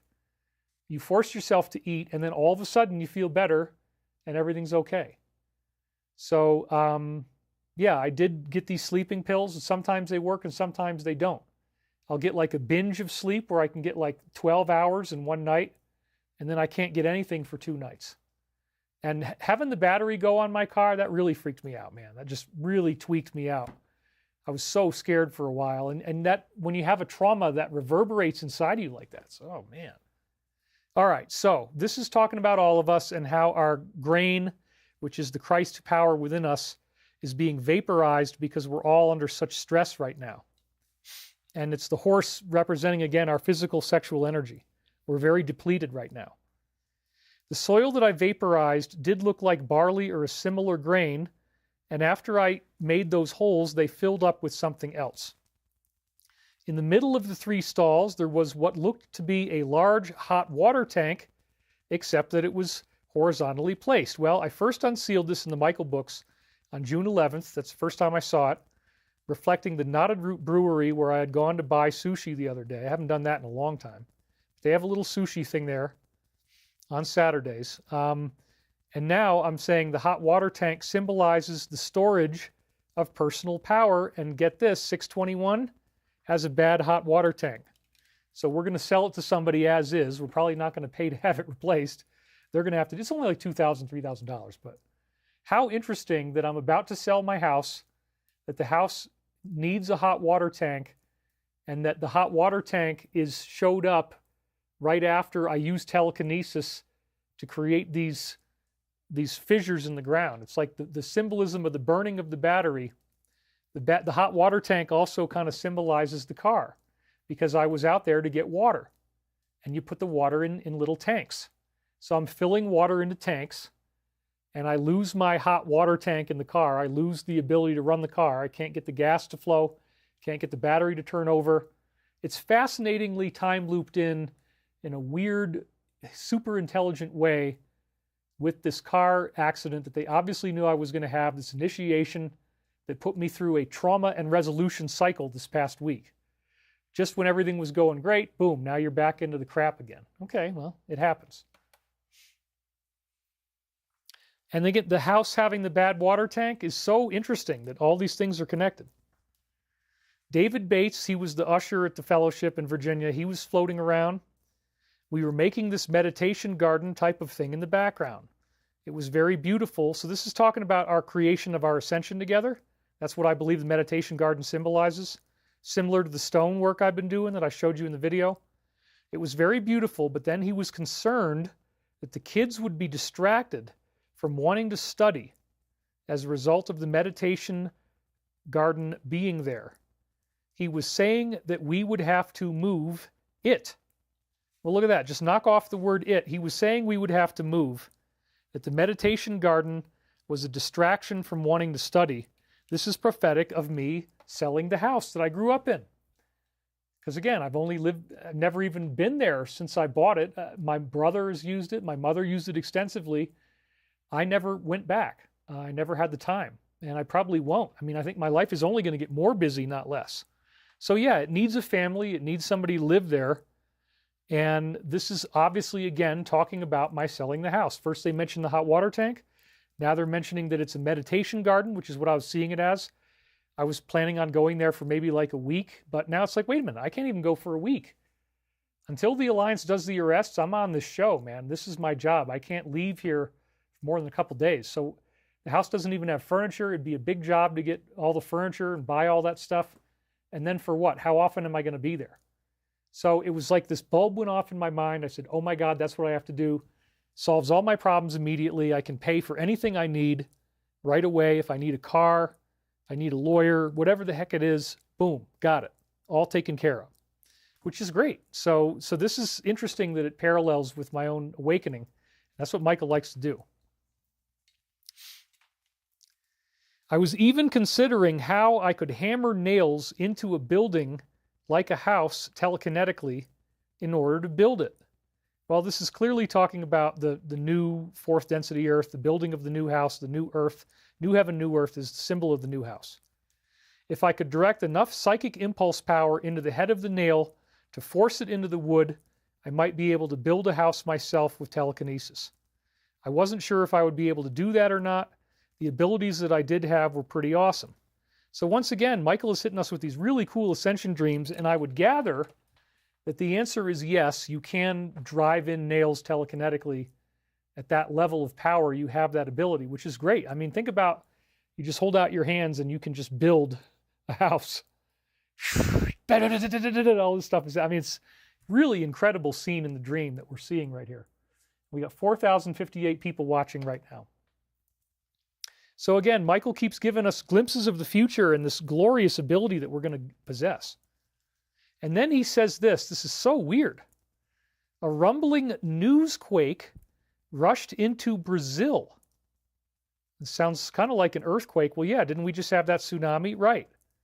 The newsquake partly represents the tsunami, even though Brazil's on the other side of the ocean. Yes, that's true. But he's saying, what he's ultimately going to be saying here is that we're not getting catastrophic physical earth changes like earthquakes that destroy a country, but we are getting these effective changes in our society that come through great pain. To get the new battery in my car, I had to go through great pain. Everybody in Hawaii was worried they were going to die from the tsunami, but it didn't happen. That's a Michaelism. You get scared into thinking something bad's going to happen. It inspires you to make positive spiritual growth. Then the bad thing doesn't really happen. So on Thursday, I find out, oh, by the way, your company's about to get ... Oh my God, that much? All at once, because you got a prototype in America. Solves all of our problems. It could happen really soon. I don't know. They're working on it right now. So it's a very, very exciting time in my life. But at the same time, you get these shocks. You get these terrifying events that you have to go through, like my battery dying in the middle of the country and having to ask strangers for help and get a tow truck and pay like over $1,000 to fix the whole problem. So these problems take the place of earth changes. We're learning what we need to learn spiritually without having to have the earth physically destroyed. That's the point, okay? A rumbling newsquake rushed into Brazil. I'll explain this more as we go on. Overturning cars and trucks and automobiles. Well, my car wouldn't turn over. My car wouldn't start, right? So there it is again. Thanks a lot, Michael. Thanks for the initiation. And wreaking havoc on the economy at large. The seas from Japan spill over onto the lands. I mean, dude, I got my hair standing up on my arms. And we have all seen about that before. This is a dazzling prophecy of the recent Far East tsunami. The entire Pacific Ocean area was under the threat of potential disaster where the sea, and the original earthquake was near to Japan, fairly. The seas from Japan spill over onto the lands. That's a tsunami. And then, but it's a newsquake in Brazil that overturns cars, trucks, and automobiles, wreaking havoc on the economy. Now notice I put that in red. Because what is he saying here? He's saying it's not really earth changes, but Brazil is going through major, major pain because they have a very troubling government. That would be my answer to it. He says the steps on the long march back to progress can be rather difficult. And I just cued on the words Sao Paulo, Brazil, but it might have been an analytic overlay. So anyway, here is, again, the latest crop formation, and it seems to be very, very tied in with what we just heard, isn't it? A rumbling newsquake you know, the tsunami kind of thing, the seas from Japan spill over into the lands. That's what happens if something blows up in the ocean, you guys. So like, okay, it's actually saying that this is real. You know, the crop circle and Archangel Michael and the prophecies of 1999, they're all quantum entangled. Michael is in 1999 and 2025 at the same time. There's some weird time loop going on where he's talking in 99 about everything that's going on right now. How is that going to apply to Brazil? Many ways. Check this out. It's so cool. First of all, our president has imposed, as you can see in the description there, 50% tariffs on Brazilian exports in July. And this ABC article says it's threatening the delicate balance of supply and demand that holds the industry together. Prices of acai smoothies and bowls are certainly going to go up, and they're concerned about the tariffs. So there you go. This is an example. I said, well, let's just look up Brazil. And it said wreaking havoc on the economy at large. The rumbling newsquake that rushes into Brazil and overturns cars and automobiles and wreaks havoc on the economy is talking about, again, my car couldn't turn over with the battery. It's also talking about the tariffs on Brazil, that they can't sell their products because they don't have enough money, so they can't actually run the vehicles to ship the products. It's fascinating. Here's another one. Brazil's fish industry is looking for a lifeline because of the 50% tariff. So apparently there's fish that they sell us that now those guys are in trouble. Another example of the earthquake. Brazil auto exports are going to jump, driven by Argentina because tariffs are affecting local sales. So it's hurting their automobile industry. Then we had a bus collide with a truck, killing 11 people and injuring 45. I just grabbed this slide this morning. This news is only 13 hours old. And it said overturning cars and trucks and automobiles. The latest news from Brazil from 13 hours before I unsealed this for you guys to hear today is that a bus collided with a truck. And it said overturning cars and automobiles. And we're going to read it again. You'll see all this at the end. A crash between a bus and a truck in Brazil's center-western state of Mato Grosso killed 11 and injured another 45 late Friday, the toll road operator and Brazil's Federal Highway Police said on Saturday. So this just happened a couple days ago. Michael has it in the time loop from 1999. If a bus collides with a truck and people are dying, that means the bus turned over, which is exactly what he was saying. It's a rumbling newsquake. Lula and you-know-who discussed peace before the U.S. summit. So there's another layer of it. He's directly involved in the effort to try to bring about peace. Wow. Another layer of the rumbling newsquake in Brazil. Here's another one. He sees no point in trying to talk about tariffs with the president because he says, I won't humiliate myself. So again, the point is that the rumbling newsquake represents non-catastrophic change. It doesn't kill you, it doesn't hurt you, but it still inspires you to do what God wants you to do. Give it back to God. Safari X Tina donated $20 and is doing a big blown heart thing in the graphic. Thank you very much. Safari X Tina also donated before and said thanks. See if I missed anybody else here. Did I miss anybody else?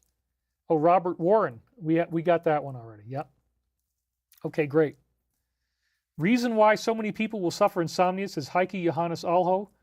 Well, the full moon is that they have parasitic high activity. I suggest study full moon parasite fasting. It will help you with many health issues. Much love. Yeah, I'm actually thinking that it is almost time for me to take a nice magic dose. You know, you get this little guy out here and you pop this sucker off, right? And then you squeeze from the bottom. There's nothing left in there. It tastes so freaking bad, dude. It tastes so bad.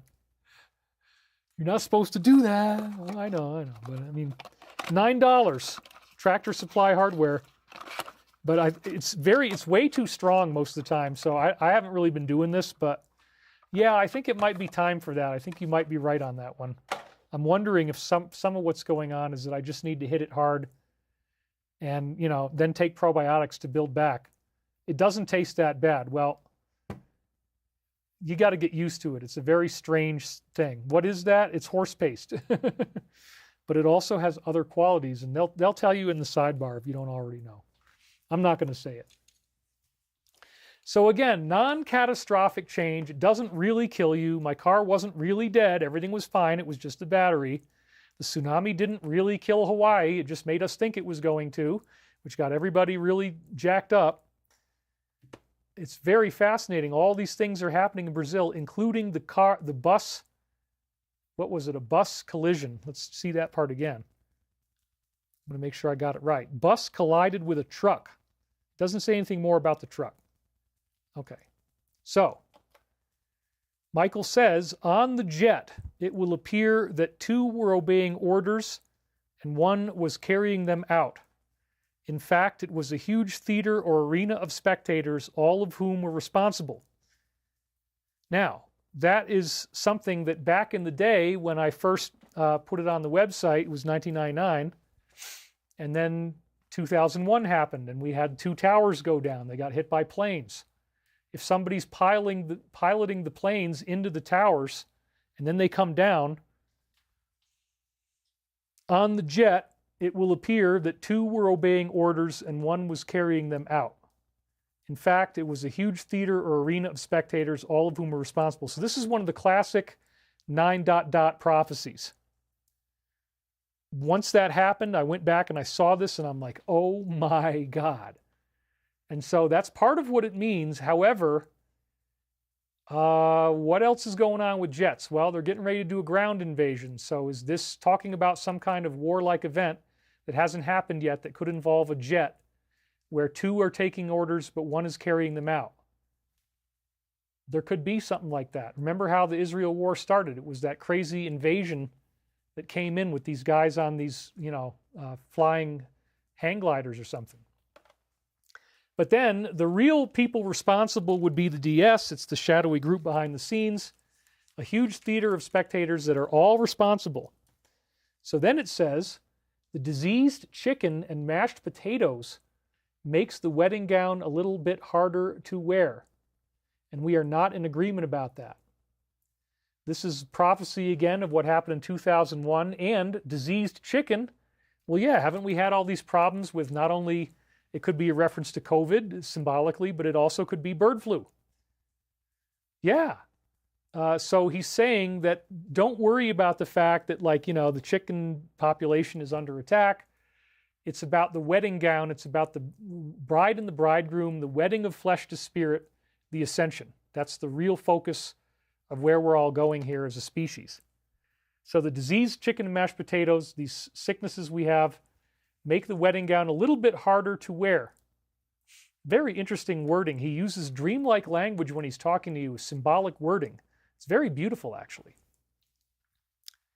So this may come true in other forms as well. There's fighter jets. There's diseased chicken. That could involve starvation. This is probably talking about the small country, you guys, because everybody, the reason why he's going in is he says, oh, people are accusing us of starving them. Okay, weird. And 2 are obeying orders in the jet. What is that going to be? I don't know yet. We'll find out, okay? The landlord despised the conflict, but he understood that he could not surrender to the ultimate ordeal instead. The white flag will rise, but it means nothing. Holy crap, you guys. This is exactly talking about Zelensky refusing to take a deal. The whole beginning of the show, we were talking about, oh, they're finally going to get a deal, and Lula is involved from Brazil, and they're going to have a summit. And then he says, no, I'm not giving up anything. No concessions. I just want it to end, and you guys go away and give me back everything that you invaded. And come on, this is ridiculous. Sheila Lee Brown donated. Thank you very much. Beverly Adams, 12 milligram liver tabs, 1 per every 40 pounds. Or Ivor tabs, right. Ivor, got it. Okay, so anyway, this is a very, very fascinating prophecy. The white flag will rise, but it means nothing. So who is the landlord? Well, I think it's Zelensky. He despises the war, but he understands he cannot surrender to the ultimate ordeal. He doesn't want to give any territory up. So he's going to say he's going to surrender, but it doesn't mean anything because he's not actually willing to give anything up. Well, so again, they're warning that big bad things could happen. Michael is telling us this might not end peacefully. I just want to make that clear. These are future events. On the jet, it would appear that there were 2 people giving orders. 1 of them carried it out. You know, there was a big theater arena of spectators. That's the DS. So something crazy might happen. I'm just saying Michael's getting us ready for something, okay? It's better instead to try to focus on the reality of the moment-by-moment quest to end the long-standing reign of violence as it now stands. That's exactly what we're trying to do with the Alliance. It's beautiful that he said that. Through diligent application of all that you have learned in this life. So yes, these things are going to lead to peace, but it might come through a bit of pain first. The top priority comes from the desire to cease the violence against self and others. That is very important. There you go. He's totally talking about these two wars. It's so obvious. I love it. I mean, Michael's time loops are amazing, dude. They're amazing. I just get to read them and be happy that I did it. The Senate makes tougher laws on gun restrictions as a result of this whole debacle. This is clearly reflective of their ongoing agenda to take away our protection, and in about the last week, we've now had 2 mass shootings. So Michael wants all this violence to stop. Once the DS is stopped, that will stop. They stage these things. It's not real. You know the deal. Meanwhile, the fish fillet continues to settle down into a new predicament. What did we just see? We just saw the slide saying that one of the big news items is that Brazil apparently has a major business catching fish that people want to have and shipping them to the U.S., but now they're being taxed 50% tariff, and now they're losing money. And so Michael just mentioned Brazil. That's one of the events that just took place. And then he says the fish fillet continues to settle down in a new predicament. Yeah, probably a lot of those fish that Brazil was selling to the U.S. were being made into fish fillets. What else would they be, right? So it's fascinating how accurate Michael is in this time loop stuff. It just blows my mind. Every week, I'm totally dazzled by what we're doing. The oceans have been blanked long enough. They cease to be viable in future long-term scenarios. That would be if the DS got to win. This is yet another problem that we face here and should not be ignored. So again, Michael is telling us that this is something that, you know, we face our own extinction if we don't solve this DS problem. So we might not want to look at it. We might not like what we're going to learn. Oh my God, they're evil and they did this and they did that and it's hideous and it's disgusting. And, well, if we didn't do anything, we would lose our oceans. If we didn't do anything, we would lose our humanity. Everybody would be pupated like that bee into some new form. You don't want that, believe me. So again, the oceans have been tortured long enough. Nor should the dividers that would settle up the lands among themselves. Wow. Wait a minute. Aren't they trying to divide that country right now that, VP is saying that his country they want to have all the stuff over on the right, the oblasts, right? Give us up that territory and then we don't have a military border with NATO and everything's fine. No, that still belongs to us. Well, no, you never got it legitimately in the first place and you only had it since 2014 and you got to let go of that. Well, how weird, because they are trying to divide up the land, right? And so the dividers that Michael is talking about would be the people who are dividing up that land right now in the peace negotiation. And look at what it says. Nor should the dividers that would settle up the lands amongst themselves, clearly talking about Ukraine, fail to realize that the clubhouse they are playing in is not impervious to damage from outside forces such as ourselves who would seek to right these situations. Whoa. So again, Michael is warning everybody that, if you don't play the game of doing this peacefully, that, you're in trouble. And Michael might come after you. The higher beings do elicit karma, and that karma can be deadly. When I figured out that Archangel Michael was playing with my life, that it was a game of life and death, I got scared. Because I'm talking to the Lord of my own karma. I'm talking to an entity that can make me have a car crash. Talking to an entity that could smash my body to pieces. You got to be careful with these entities. You got to make sure that you do what they want and don't screw around because they can hurt you. And I've seen it myself, and they knew that I was going to have this car thing. And that all got staged. Anyway, we got 2 donations here. Annie Stewart says, your live view count shows around 4,000 viewers. But 2 weeks ago, I noticed that just a few minutes after the live stream finished, YouTube view counts showed over 22,000 views. Yeah, we get a lot more viewers. The number of viewers that are watching all at once is concurrent viewers, but the number of total views is different. Tyrone1221 says, "Hi D, the crop circle looks just like the star Decagon, the geometric pattern at the heart of Plato's Magnesia, the perfect city, New Jerusalem, designed for ultimate balance and equality to its inhabitants. What do you think?" Yeah, you're absolutely right. That's a very good point. That's really a great point, Tyrone1221. So you get the gold star today for the best intel, I think. Where is it the cheapest to buy? That would be this stuff again. Again, Tractor Supply is where I got it from. Tractor Supply Hardware. I have it auto shipped to me and I get 4 at a time. I've got so many of them now because it's only like $35 or something. So like I just keep them coming, you know. Stock up on this crap. I've got so many of them. I could treat the whole town if something went wrong. Anyway, good stuff, man. Good stuff.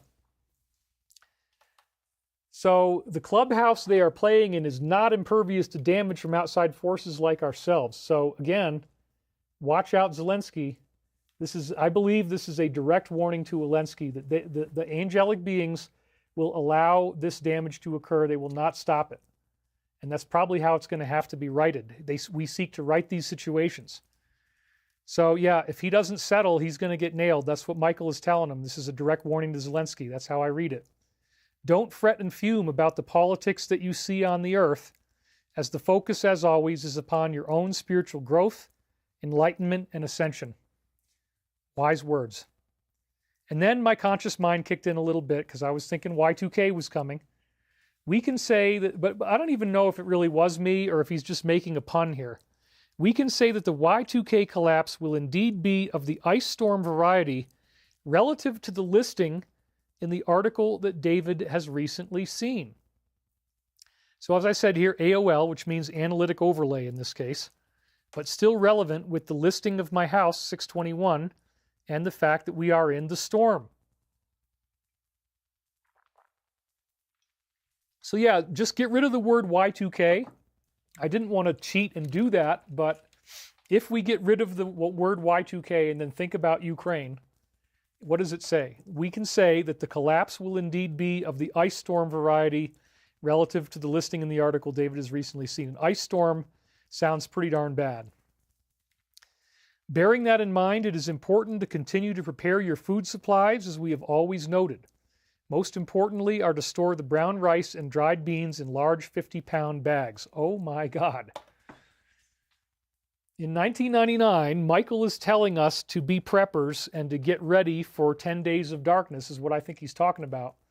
Yes, there's going to be the storm. There's going to be an ice storm. There will be a collapse. And you need to prepare your food supplies and be ready for this, as he keeps saying. I know you're tired of waiting for it, so am I. But I'd be darn happier if I knew that I'm prepared, you know, before something like this hits. And it is going to hit. You know, we're going to have a blackout probably. There's going to be a very weird, intense, scary survival situation. It's going to look like the end of the world. You're going to be really freaked out. And then it's going to be okay. And that's a Michaelism, as I call them. So, wow, he's directly telling you to store brown rice and dried beans in 50-pound bags. I don't think you're really going to need that much, but it's better safe than sorry.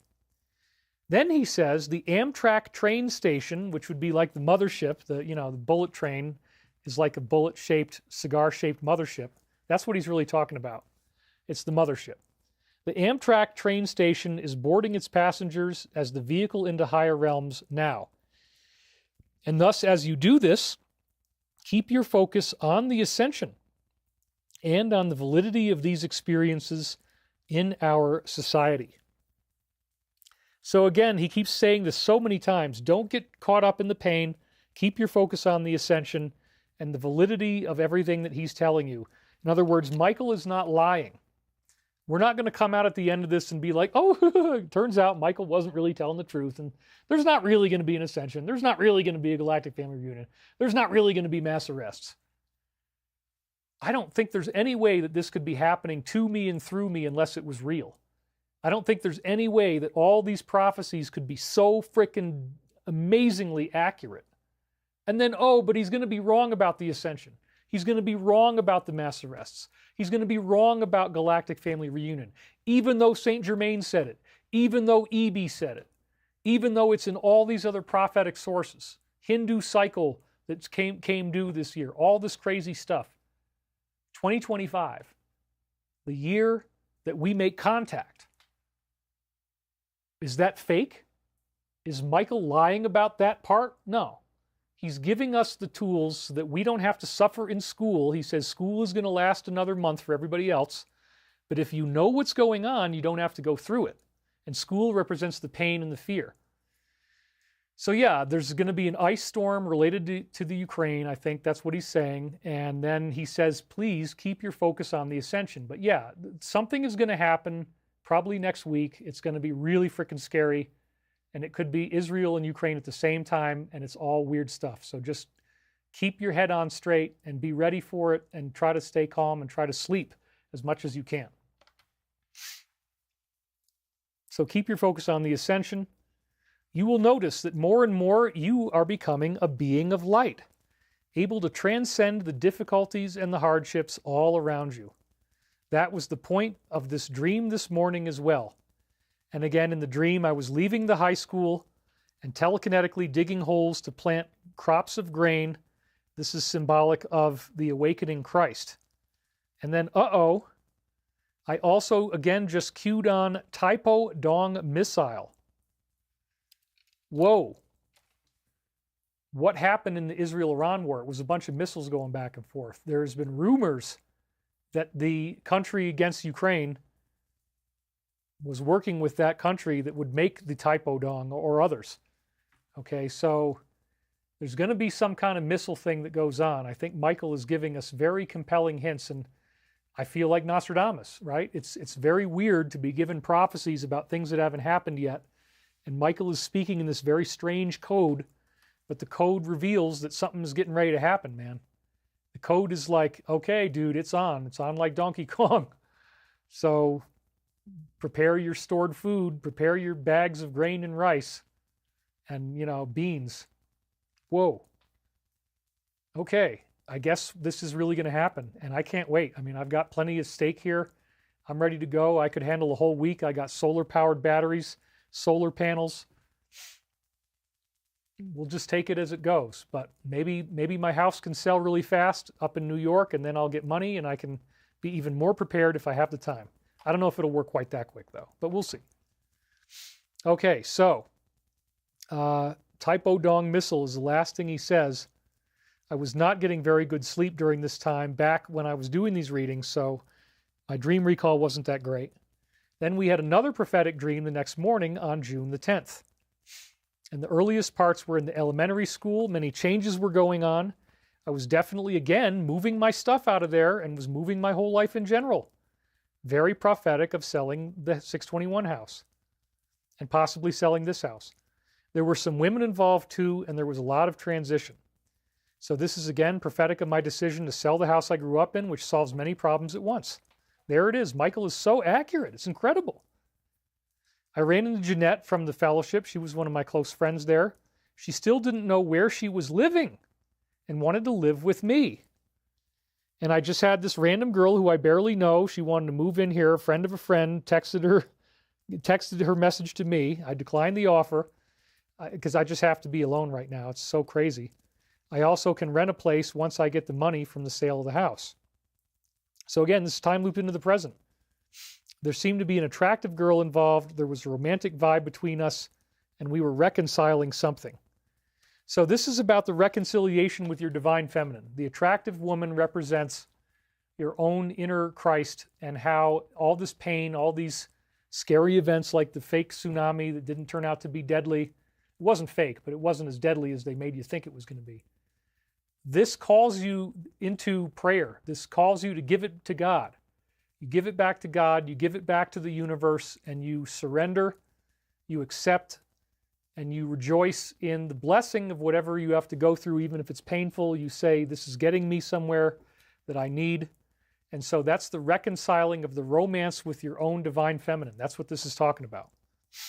The divine feminine is reconciling with us. Jude then comes onto the scene in the car. He was really interested in making music and hanging out. And again, I just saw him. You saw that video. So that's fascinating. He said he was going to be moving to Schenectady and studying massage therapy. And it was my massage therapist husband that just changed my battery in my car. He was getting ready to go for a new skill so he could get better jobs.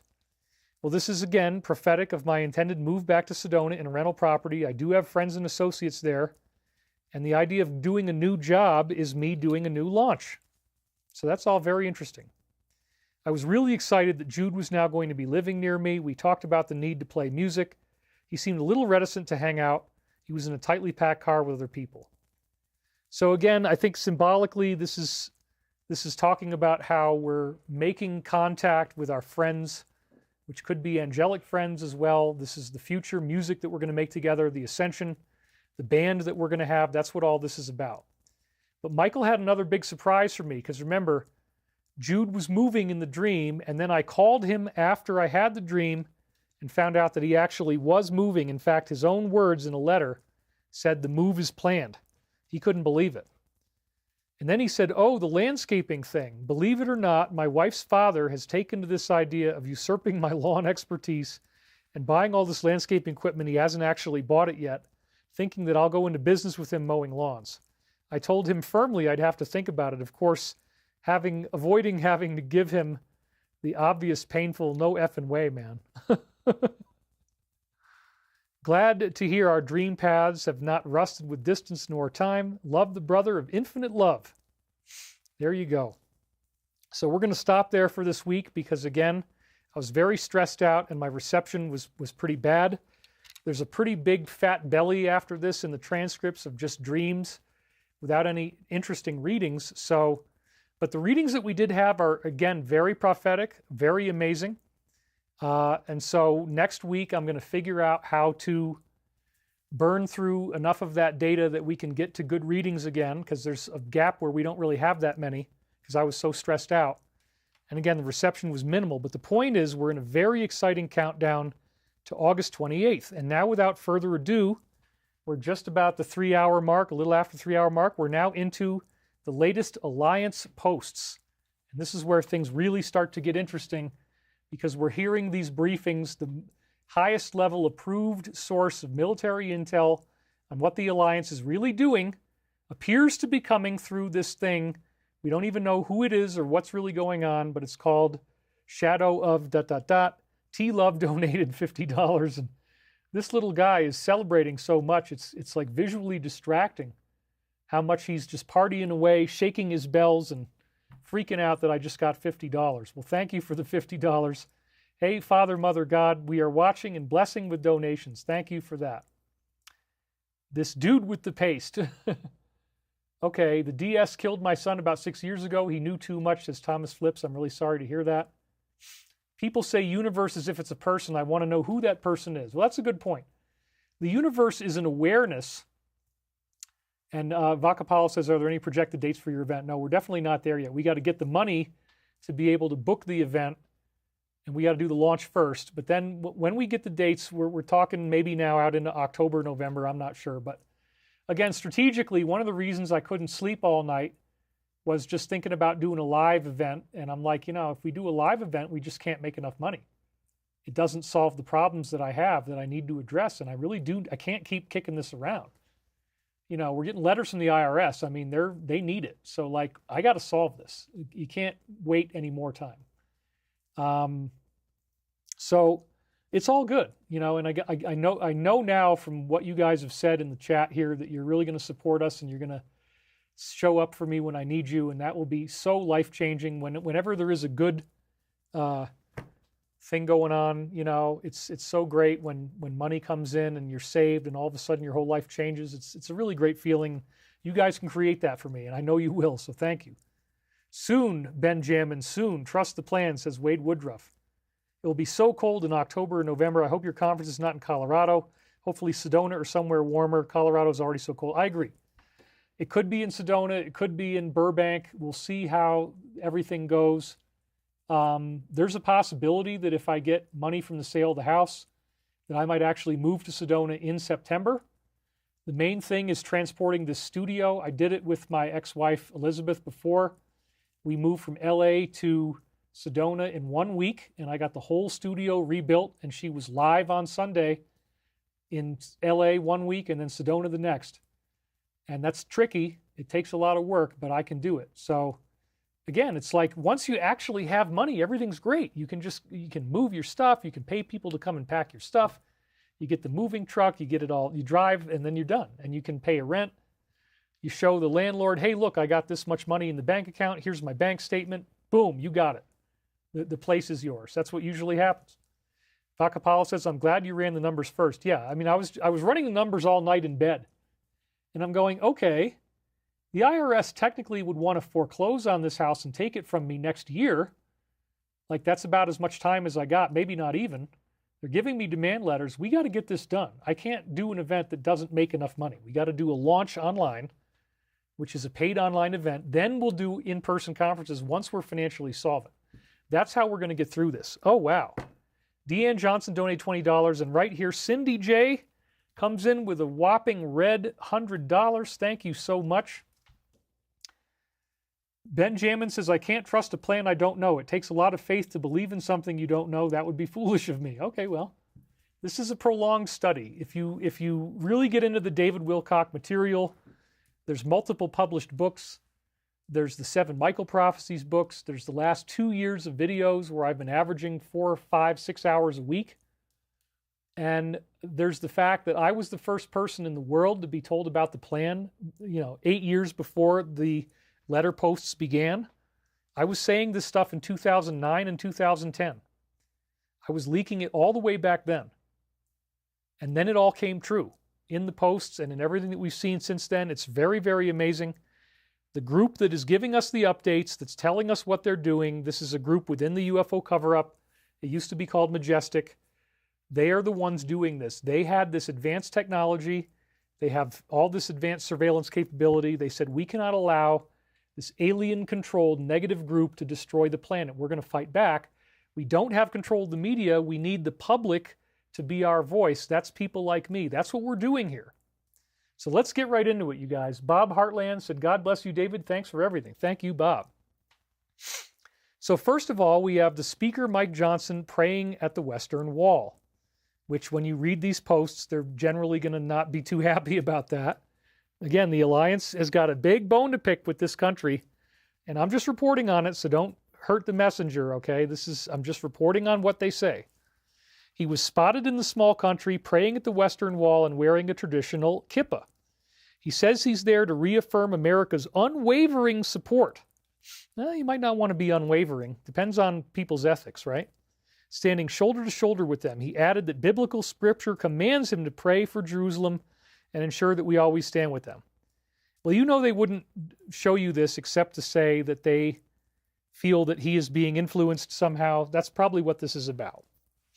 So post number 45 is one we've seen so many times, and I'm just going to skip right to the good stuff. Who is attempting to change the narrative and soften the acts that are forthcoming this weekend? Right. So why is he going to the wall right now?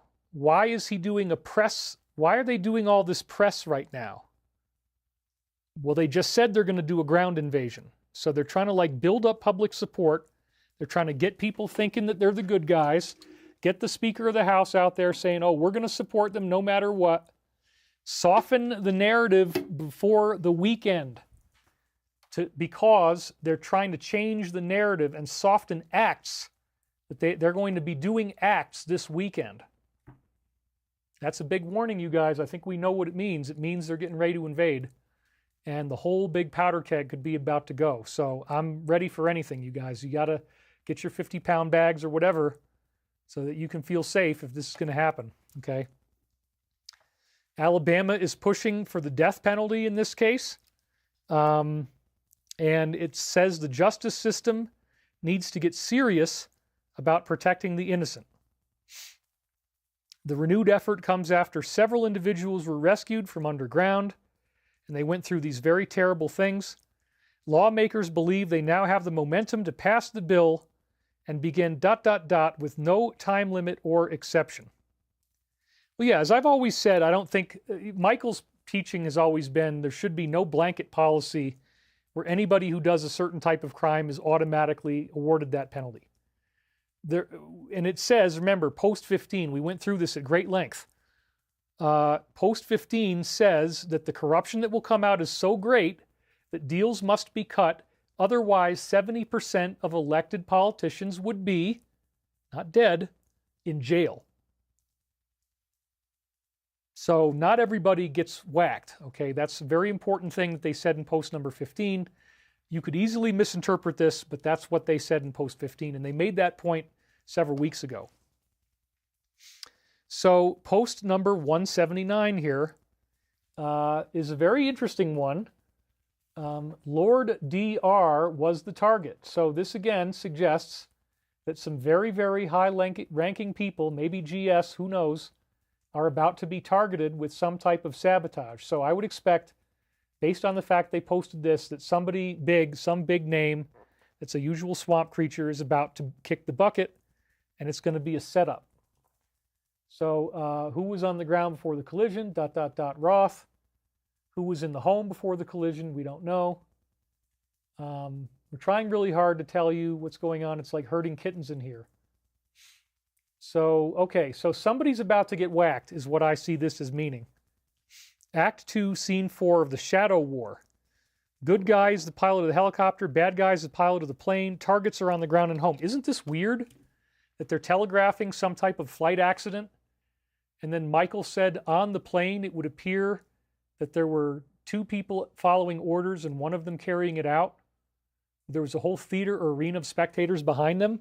Michael is predicting there's going to be some type of air disaster, and now the Alliance is telling us the same thing. It's pretty freaking amazing. Stephen Brixey says, bless your efforts, intentions, and progress. Michael didn't bring you this far to stop you before the finish line. All will be well. Thank you very much. And we have RJ McKay Horton coming in with $50. Congratulations to Lisa and Ron on their recent marriage. Happy Patriots. Absolutely. We congratulate Lisa and Ron on their latest marriage. We need those 70% in prisons as Saturnette number 1. Just hang in there. It's all going to go through the right way. So anyway, let's get back into this. Upon receipt of the go code, the good guy flies during a blackout window provided by an unknown agency with unknowns, ordinary people, to a select location, highly classified mission, given the go order by X to execute. Bad guy intercepts the message due to a road operator embedded in tactical observation unit, takes out the good guy by a top-down, invisible attack, mission failure.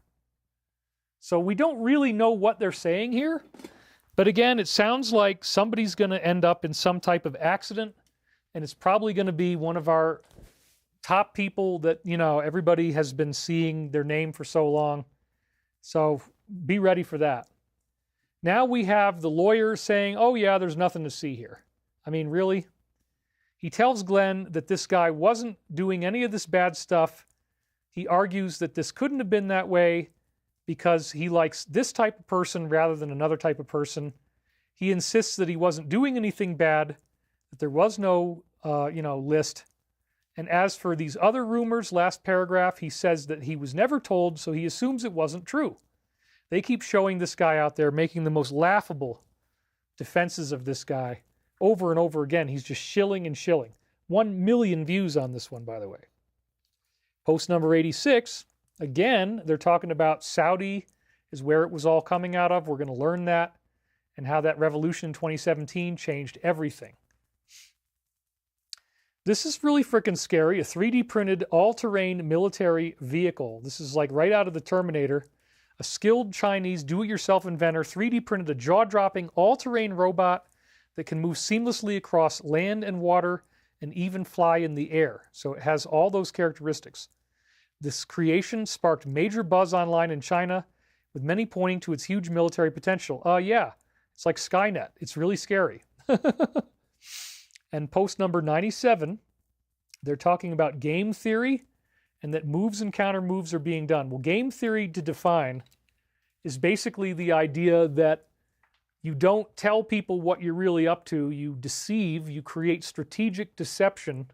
You're playing a game to trigger a certain outcome by planting disinformation.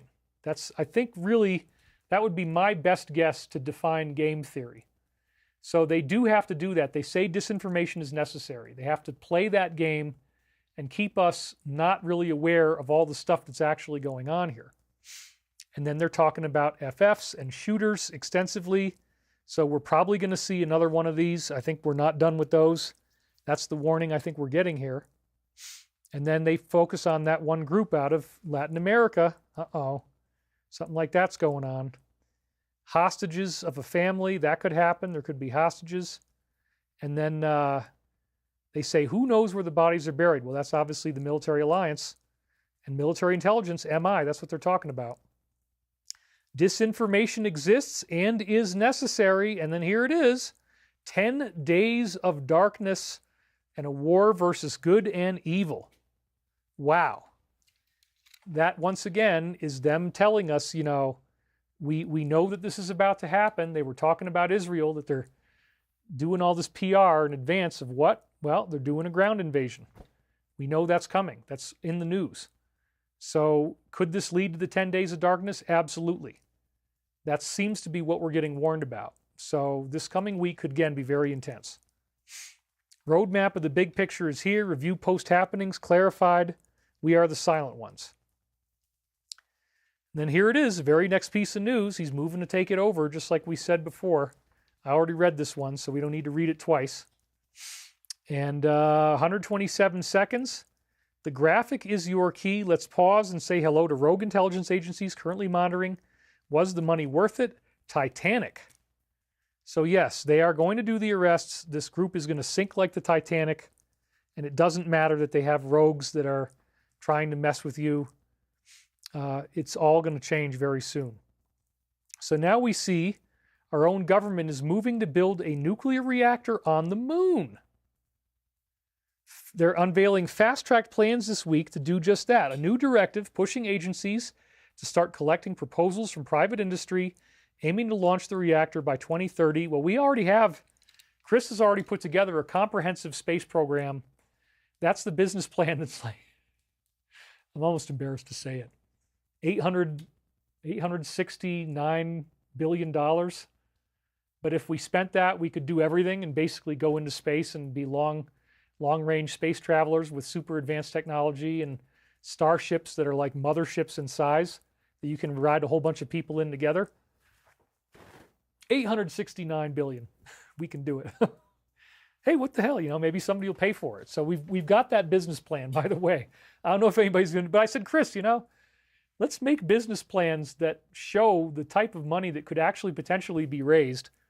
Let's just plan out all the greatest stuff that we could do, all the greatest things we could do, and let's make it cost something. And he did. It was, wow, that's a lot. But maybe it'll happen. Who knows? So we could be one of the teams. It wouldn't cost you 869 to get there, but part of our plan could be used to get that goal in mind for a lot less than 869. And they warned that the first nation that could install one of these could claim a keep-out zone on the lunar surface. Well, good luck, because it's already very populated. It's very populated, folks. Lots of ETs up there. 72. And again, go back to the post about the families that run everything and that he took one of them out. Was one of them this Saudi family? Seriously, because that makes this happening. And yes, they're again talking about the revolution that occurred that very day, November 4th, 2017. And then once again, he says, it doesn't make sense. The Clintons, so he says, disinformation is real. Distractions are necessary. Saudi was the primary where we did the arrests first. Then we do it in the U.S., and then we do it in Asia and Europe in the three-stage process. So the U.S. is secondary. That means it's coming very soon. We've got these subpoenas on the record. These people are going to be called in. Do I think it's going to go that way? Probably not. But it's getting people thinking about it. The 10 days, everything could happen really quick. If they proceed with this land invasion, that could be what tips the scales, man. So Michael seems to be giving us lots of prophecies. Something's getting ready to happen, including that crop circle picture. It's very intense.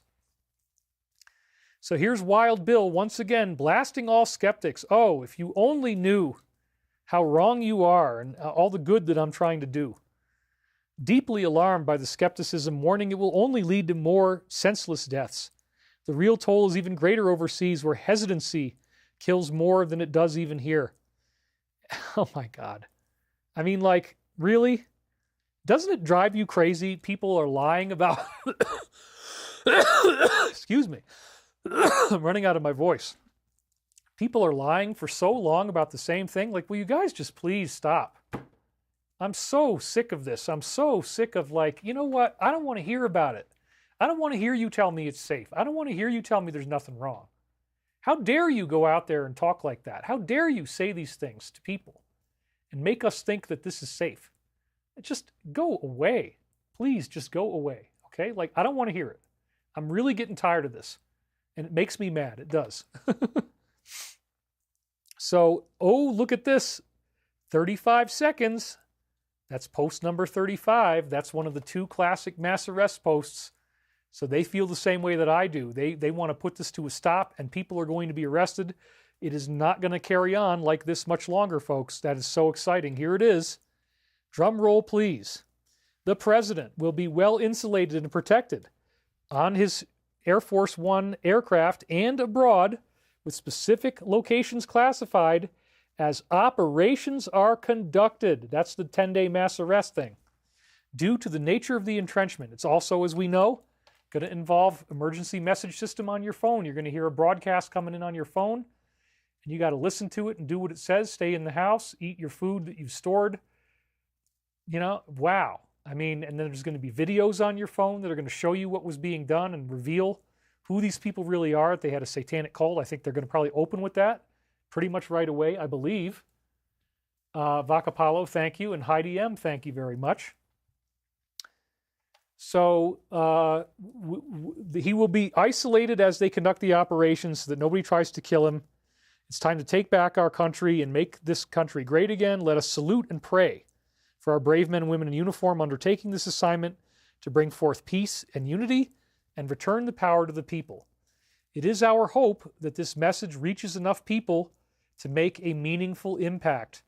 We cannot yet telegraph this message through normal methods for reasons I'm sure everyone here can understand. That means they're not going to show you on the media. He's not going to say it from the presidential office. It's only going to come through code until they do the final operation. And it's for reasons I'm sure you understand. Follow the questions from previous threads. Remain calm.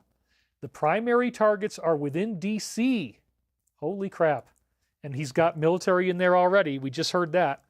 They remain at the top on both sides. The spillover in the streets will be quickly shut down. Look for more of these negative events. Stay alert, be vigilant, and above all, please pray. For God so loved the world that he gave his one and only Son, that whoever believes in him shall not perish but have eternal life. Love is patient, love is kind.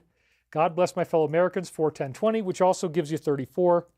And that's the one that says that they're going to be doing it with the emergency broadcast system. I forgot to add it this time, sorry. But you can kind of put the two of them together because of the 41020. Then they just tell us Canada is unveiling a Hindu statue of Lord Ram without any other further comment. Now the tallest of its kind in all of North America. Again, I think the point here is it's not Christian. And so this is them trying to like defy our Western normal traditions. I believe that's probably why they pointed it out. And there it is. I was just talking about post 15, right? And we were just talking about that there are more good people than bad, and the wizards and warlocks will not allow another one of these people to control our country. It is going to be stopped. It's going to be publicly exposed. And then 11.3 and 6 is enemies occupying our country. People are going to be indicted. This hasn't happened yet. So again, arrests are coming, and it's very soon at hand. They're saying that right here. And it says the corruption that will come out is so serious that deals must be cut for people to walk away. Otherwise, 70% of elected politicians would be in jail, not dead, right? A deep cleaning is occurring. The prevention defense of pure evil occurs on a daily basis. They never thought they would lose control of the presidency, thought they had control since making past mistakes with JFK and Reagan. P.S. GS is targeted. Okay, something's coming. Then we have Howard being canceled by SiriusXM. Our source claims that his political views may have backfired. He's been a relentless and outspoken critic of the president. So that's just showing you how it's all collapsing for that side of the media. Post number 45, the second iteration. We saw this before again, attempting to change the narrative and soften acts forthcoming this weekend. Why would him being canceled soften the narrative? Well, because, oh, we're not supporting that kind of politics anymore. I don't know what it means, okay, but it's fascinating. Something is coming this week. That's the second time they warned us with post 45. So, wow, okay. Then this is a really sad message. Nick saying that he may soon be murdered. I mean, who would want to make a video like that? By the same people who he says have been trying to silence him. Well, I know what it's like to get death threats, but thankfully I'm still here. He claims both the left and right view him as a problem. He was set up by Candace, who then joined forces with Tucker to attack him. When they do that, I become a martyr. Well, look, getting hated on people is no reason to take your own life, dude. Like, I get haters all the time.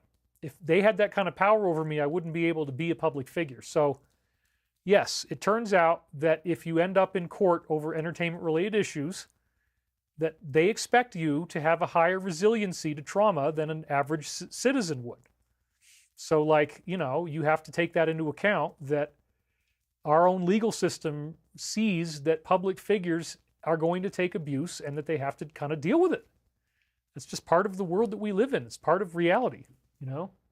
Please send my husband, Bobby Thomas, healing energy. He suffers from chronic back pain. Thank you. Much love, says Tej E. We are sending your husband, Bobby Thomas, healing energy right now, or Toma, healing energy from his chronic back pain. Thank you. Thank you for doing that, everybody. He will not be a martyr. Yeah, I don't think he's going to actually take his own life. But I mean, I know that it hurts to be trolled, but you got to keep things in perspective, and life is worth living. So please, please bear that in mind. Post number 72, the second time in the same show, again, one of them that was taken out was the Saudi family. This makes it a happening. Again, they say disinformation is real and distractions are necessary, that Saudi is where it happened first, then the U.S., then Asia. So we're getting a very, very consistent line here, and this doubling of the same number of seconds in videos to give you the same post is one of the new things they've been doing in the last few weeks that again shows this is absolutely intelligent, the number of seconds, and then look at the post that it corresponds to, and this is where they communicate the deeper messages. So there is disinformation going on. We don't know what it is, but it's all working out in the end. And this is super exciting. He cannot reveal the drone mystery yet. He cannot reveal the truth about the mystery drone spot over New Jersey. He says he knows who was behind it and what it was, but says he isn't allowed to say, even though he would like to. Allowed by who, right? That's interesting. He adds it's not a big deal or any serious problem people should worry about. Well, they did seem to have some unusual technology, and I think it's paving the way for that technology to be revealed to us in the future. Oh my God, look at the number of seconds, guys. The second time that we've seen post number 35, again, they hit us with the same thing. He will be insulated on Air Force One while the operations are conducted due to the nature of the entrenchment. We hope that the message reaches enough people to make a meaningful impact. We cannot yet telegraph this message through normal methods for reasons I'm sure you understand. The primary targets are in Washington, D.C. on both sides. Any rioting will be quickly shut down. And above all, please pray. Wow. I mean, this is really exciting, you guys. And then Tulsi is saying we're going to get public UFO disclosure. Extraterrestrial life may exist, but refuses to reveal what they might be hiding. Confirming an ongoing investigation is underway to uncover the truth, and the public will be informed when the time is right. Dang. Well, hopefully that's pretty soon. She also claims the mysterious drone activity seen in New Jersey happened in multiple American cities. Wow. I am so excited. We're back up to 4,300 viewers again. 2 minutes, 19 seconds brings us to post number 139. People who are not going to be seeking re-election. Why is this relevant? Well, because they're being quietly warned by the alliance. You better step down. Otherwise, 70% of you all are going to jail, which they just said in the previous post. This is very scary, this outbreak in China. Thousands of people are sick, but it doesn't seem like these things ever really spread that much. They keep trying to do something like this and make it spread, but it really doesn't usually. So I think we're going to be okay. But the CDC has issued a warning. Anybody going to China, because thousands of people are sick. It's called chikungunya disease. Spreading rapidly in certain regions, and the CDC advises you to consider getting treated before you... This is transmitted through mosquito bites and poses a growing health risk in various affected areas. Okay, definitely not planning on going there right now. Don't need that. Thanks anyway. Post number 128 is the big map of all their posts up until then. And it says the graphic is necessary and vital. Learn to distinguish between relevant and non-relevant news. Again, disinformation is real. Disinformation is necessary. And remember, the C and then the I and then the third letter A are in brackets there. CIA is, and then it says what here. So they are here. And then at the end it says pray. Let's go back a bit here. Whoops. Come on. Okay. So what questions were asked with Saudi prior to these events that took place? So they're talking again about the overthrow that happened. Think a mirror. So it's going to happen in America. Look here or there or there. The truth is behind you. So again, they're setting us up that there's going to be a similar thing as Saudi in America. And then the picture provides a 40,000-foot view, but the 40,000-foot view is classified. So some of this stuff that they're doing, we're never going to really know. We're never going to hear the truth, but we're going to get enough. And then it says, pray. Be prepared. Operations are underway. Operators are active. The graphic is essential. Whoops. Operator, be prepared. Operations underway. Operators are active. And the graphic is essential. Find the keystone. There is an active war on for your mind. So, yep, it's definitely underway. Something's getting ready to happen really soon. I can feel it. 65,000 calls on this particular hotline were never answered. And they launched a hotline intended to protect these people who were placed with those unfamiliar. 65,000 calls that were made onto that line were never even answered. Can you believe that? A service that was meant to offer help was silent when people actually reached out. You think that's an accident? No, unfortunately. Oh my God, look at the number of seconds. This is the third iteration of post number 35. I don't know if they've ever done it 3 times in a row before. Holy crap, you guys.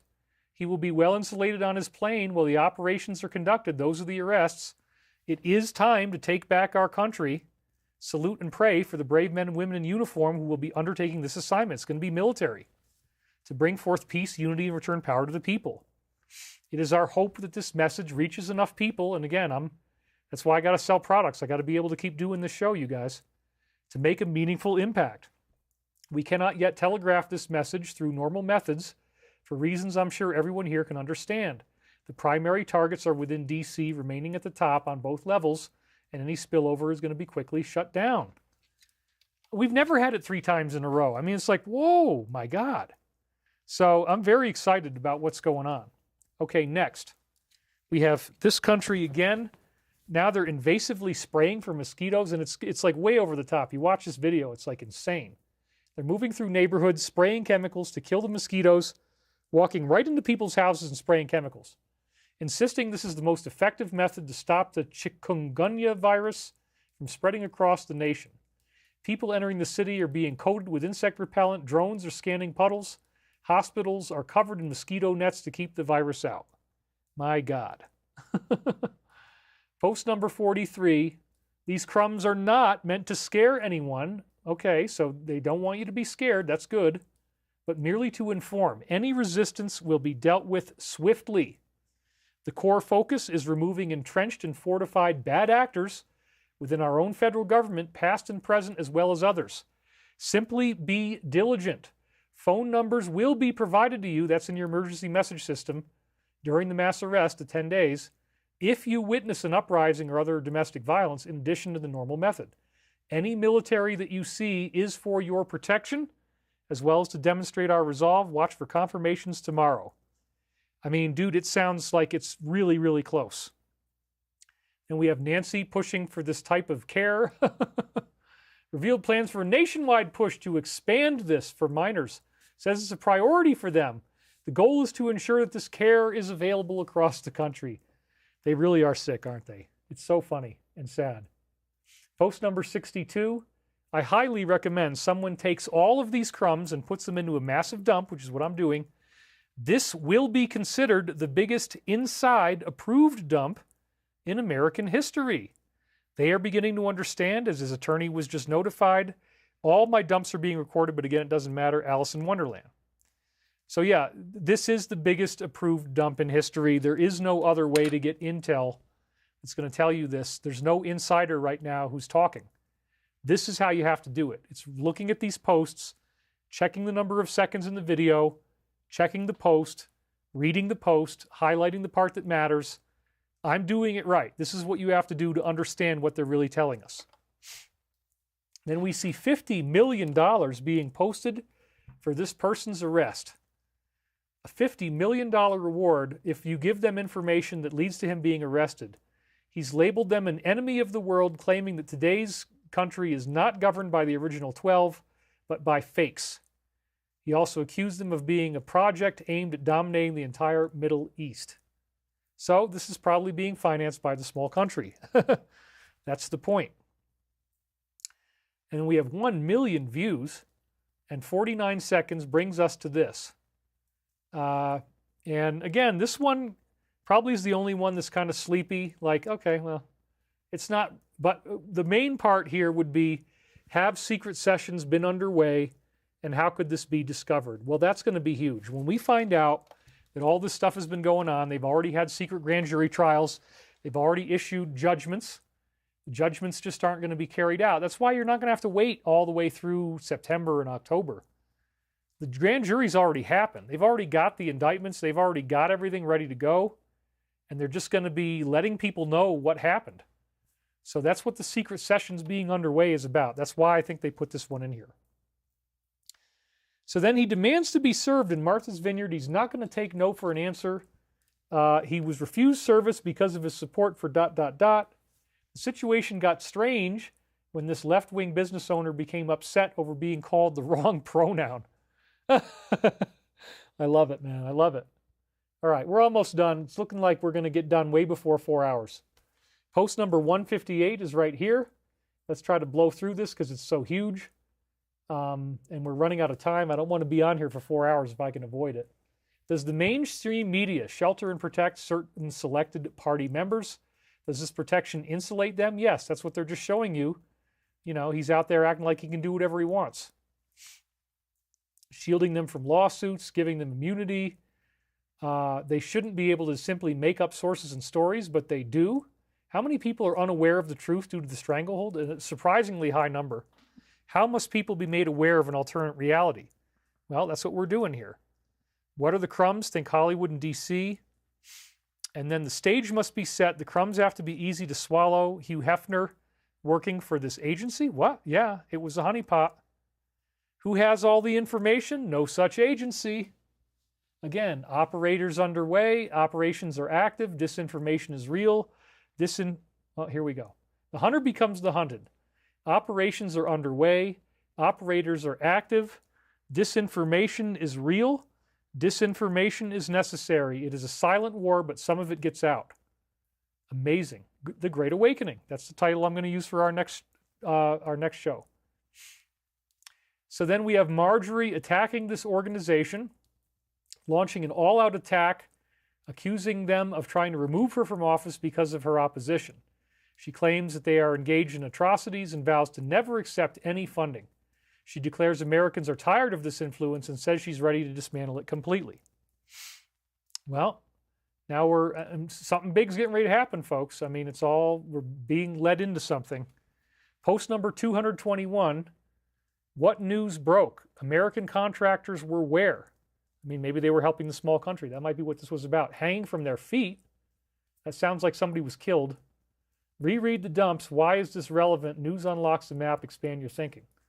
I don't really know what this is. You know, we can only speculate as to what the real meaning might be of the whole thing. But Again, they repeated post 35 like 3 times in 1 week so far. It's just crazy. They're ordering a surge of law enforcement. Imagine that, right now, of all times. A surge of federal law enforcement onto the streets starting tonight, including agents of FBI, DEA, ATF, all these other things, and they will all be operating in clearly marked vehicles.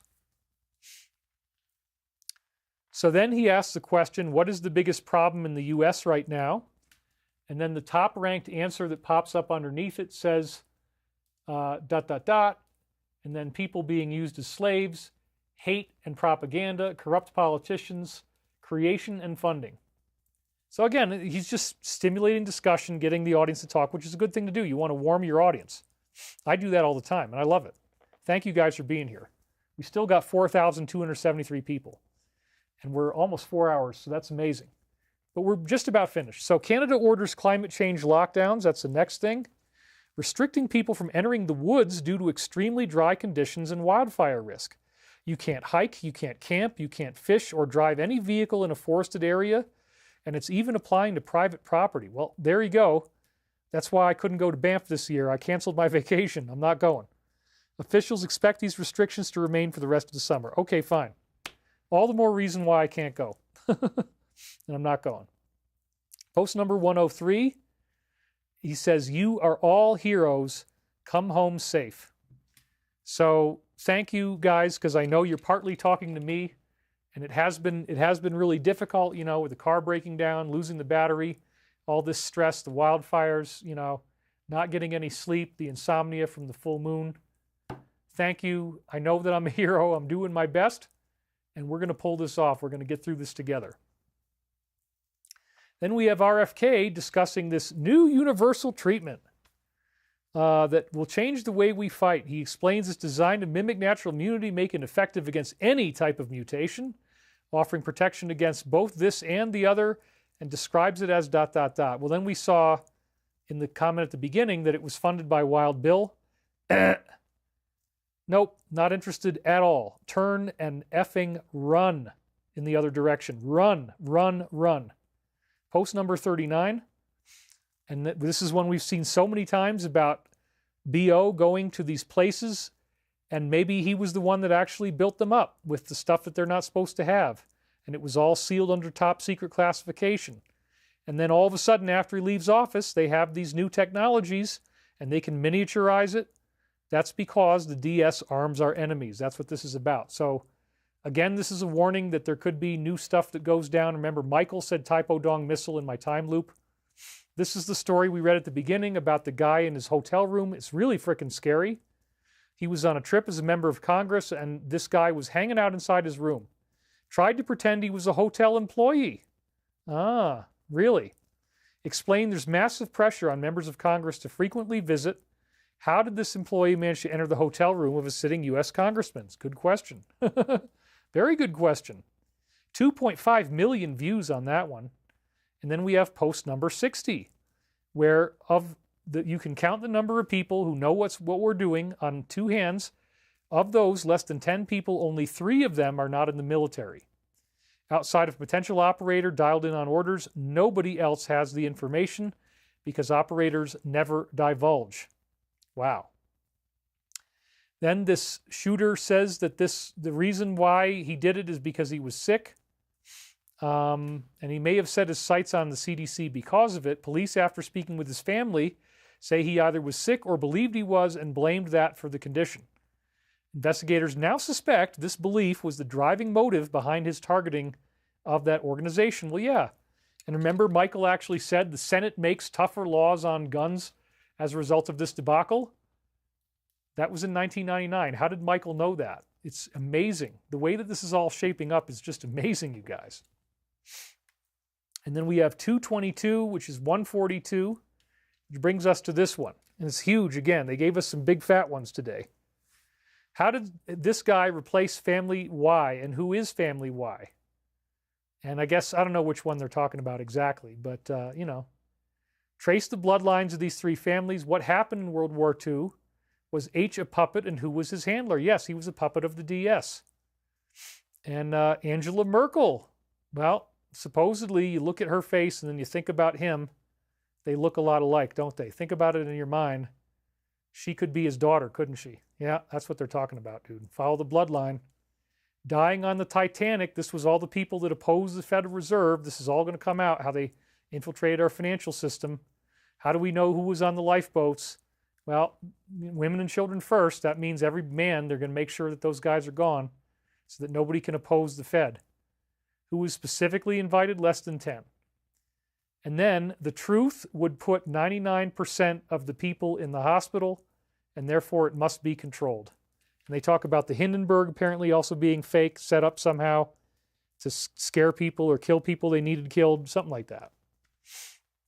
So, then we have Jimmy obtaining his citizenship from Italy because he's so PO'd about being here. It could be a way to escape the presidency, which he claims is worse than he ever imagined. He was close friends with Adam Perry, who served for years as a personal chef. He also featured various symbols in old comedy skits about delivering food products. Yep. So he is very afraid about what's happening, and they're showing you that he's running scared, basically. And we got post number 49. And again, have secret sessions been underway, and how could this be discovered? So then they gave us a series of accounts which he doesn't usually do. He says, follow these accounts. I'm not in there, but that's okay. That's fine. I don't need to be. I don't want to be targeted right now. He says, follow the accounts listed here. Each offers a unique perspective and opinion. Let's help them grow. I'll be randomly selecting more followers so you can gain more followers as well. I don't even have time to be on X at all. I've been so busy, I've barely been able to even look at it. Any news, really. Have a great weekend. And then he gives you a list of names. And then he refuses the latest deal. Like, once again, oh my God, dude. Come on, really? He says they will not give up even an inch of land that was seized. He says many around the world, well, they seized it in the first place in 2014. I mean, come on. This is crazy. Many around the world have taken their side, and we will not give our land to the occupier. Well, Michael gave him a big fat warning. He said, you know, those in the higher forces are capable of causing harm, and they're going to allow something bad to happen. So something bad is going to happen because he's not playing the game, and let's just see where this goes. It could be very, very catastrophic in the way that it goes down. Post number 148. It says right here, new measures are active and in place. So they're doing something new. He's not going to cooperate, and they're getting ready to do something new. So I think it's going to be very big, you guys. It's going to scare the crap out of people, too. Everybody's going to get all upset. It's going to be like the big thing going off, like the crop circle shows us, the big bomb in the water. Matt confirms again that this person trespassed in his building and provided additional details about what happened afterwards. So let's click on that. He says, this absolutely happened. I explained these events to my family in case something went awry with me. I reported this to my committee leadership at the time and was told it was regular, and I should never leave anything meaningful in my hotel room abroad as a member of Congress. Oh yeah, this is just regular. People just show up and trespass into your room and they search through everything, and no, don't worry about it. It's normal. Yeah, that sounds like I really wouldn't want to be a member of Congress at all. My God. And then we got carbon butter from Wild Bill. I'm sure it's fine, right? Totally healthy, totally fine. Oh, it's like butter, but it's made from carbon. No animals, plants, or oils. Oh my God. What? Carbon butter? If you want to eat this, God bless you, man. Like, you know, may peace be with you in your journey to the next world. Carbon butter might not be a good idea. I'm just going to say that. Let's just be honest, okay? He's trying to get you any way he can. The company is working with restaurants, bakeries, and food suppliers to incorporate carbon-made butter. It has the blessing and backing of Wild Bill. Well, then it's got to be good, right? I mean, it just looks so darn delicious. Spread that on, and the heart attack will soon follow. I'm just kidding. Post number 226. Again, these funny codes. We don't really know what they mean, but they've shown this in a couple other posts, so it again shows consistency. They're getting ready. I think they're activating certain operations. I think that people in the Alliance watch these posts, and when these trip codes come up, it means, okay, we're going to do this version of the plan, follow this version of the plan. I think that's why they did that. And then carbon butter has the blessing of Bill. Oh my God, really? This is so ridiculous. The sustainability-focused approach. I mean, why don't you just use butter? Butter is a superfood. It's got all these super nutrients in it. It makes you really, really healthy. It's super, super good for you. Butter is actually fine. And then the brother was teaching me how to make ghee out of my normal butter. And then you can cook with it at a very high temperature. It's awesome. Carbon butter is probably filled with nanites, says Vakapala. I don't know if it's quite that bad, but like, who knows? It could be anything, man. Okay, so a company in Batavia, Illinois is making butter in a way you've never seen before. No animals, plants, or oils. It's made from carbon. Oh my God. It looks, smells, and tastes like butter, but it's made without farmland, fertilizers, or emissions. Yeah, and I'm sure it's just totally, totally healthy. There's not the least bit of danger. If you eat this stuff, you're going to be fine. Go for it, buddy. Okay. Guess what? We made it to the end. We made it to the end. We made it to the end. Thank God. And we're at 3 hours and 55 minutes, which means I can get this done. Soylent is peoples. All right, let's just go right into the meditation because, you know, we're already at the 4-hour mark and life is good. We're here together. I can keep it to 4 hours if we do this now. So, okay, moving right along. Let's close your eyes now. Take a nice deep breath.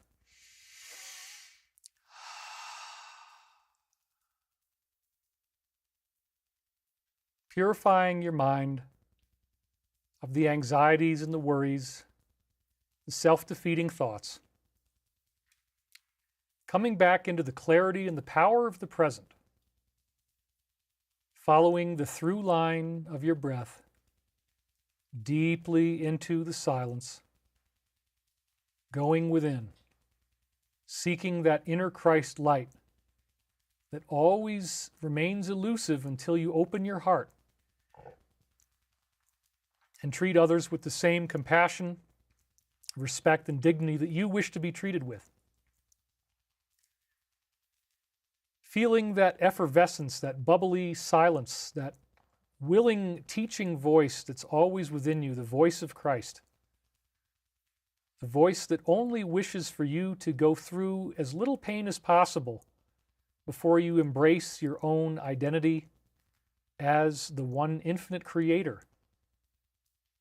Realizing that we have all been walking through great pain. Many of us have had trouble sleeping with the full moon, with the smoke. Many of us have anxiety. Many of us are going through great challenges, health challenges, personal life crises, initiations. What if all of these pains are designed to crack the shell around your heart so the Christ light within you can flow through in a way that never before was possible? You can release your flaws. You can release the addict parts of your personality, step up, take responsibility. Breathe in the trust and the knowingness of the ascension. Don't get bogged down by all the things that would make you afraid. Certify your truth, certify your knowingness that this is where we are going, that we are heading into such a beautiful mass awakening, something beyond description that's been prophesied so many times in so many ancient cultures. And we're so grateful to be here with each other today, taking this time to commune in fellowship, these 4 hours together. Thank you guys so much for your love and support. And always remember that you are the light. You are the love. You are the one infinite creator. And this is as it was, as it is now, and as it always shall be. And nothing and no one can ever take that from you. And so it is. In the name of Christ we pray. Amen. You can see my eyebrows are a little bit out of whack there, but yeah, I look good. I feel good. Life is good. The world is good. We have good people on a good planet. We're getting in the right direction here. All the things that we need to see happen are happening. Dude, I am so excited. I mean, I know that you guys get tired of waiting, and I'm tired of waiting, but like, you got carbon butter, man. All you have to do is spread that stuff on toast, spread it on you can cook with it, you can do anything you want. Nothing bad is going to happen. It's life-changing. So run and go get yourself some carbon-ass butter. I'm just joking. I'm not going to do it. But anyway, thank you guys for being here today. It's been a real privilege and an honor to be here with you. And we will see you on the next show. So until then, We have a very intense week coming up. There may be some very, very big and very disruptive events. I don't know where this is all going, but just, again, Michael is warning us that we're very close. The Alliance is warning us that we're very close. So keep your chin up, be positive, focus on the good, and we will see you on the next show. I want to thank you for watching. Unless something really crazy happens. Thanks, David, she says. Looking forward to your live event. Yes, and we'll be bringing you our launch as soon as we can. And again, thank you guys so much for your willingness to step up and support that launch.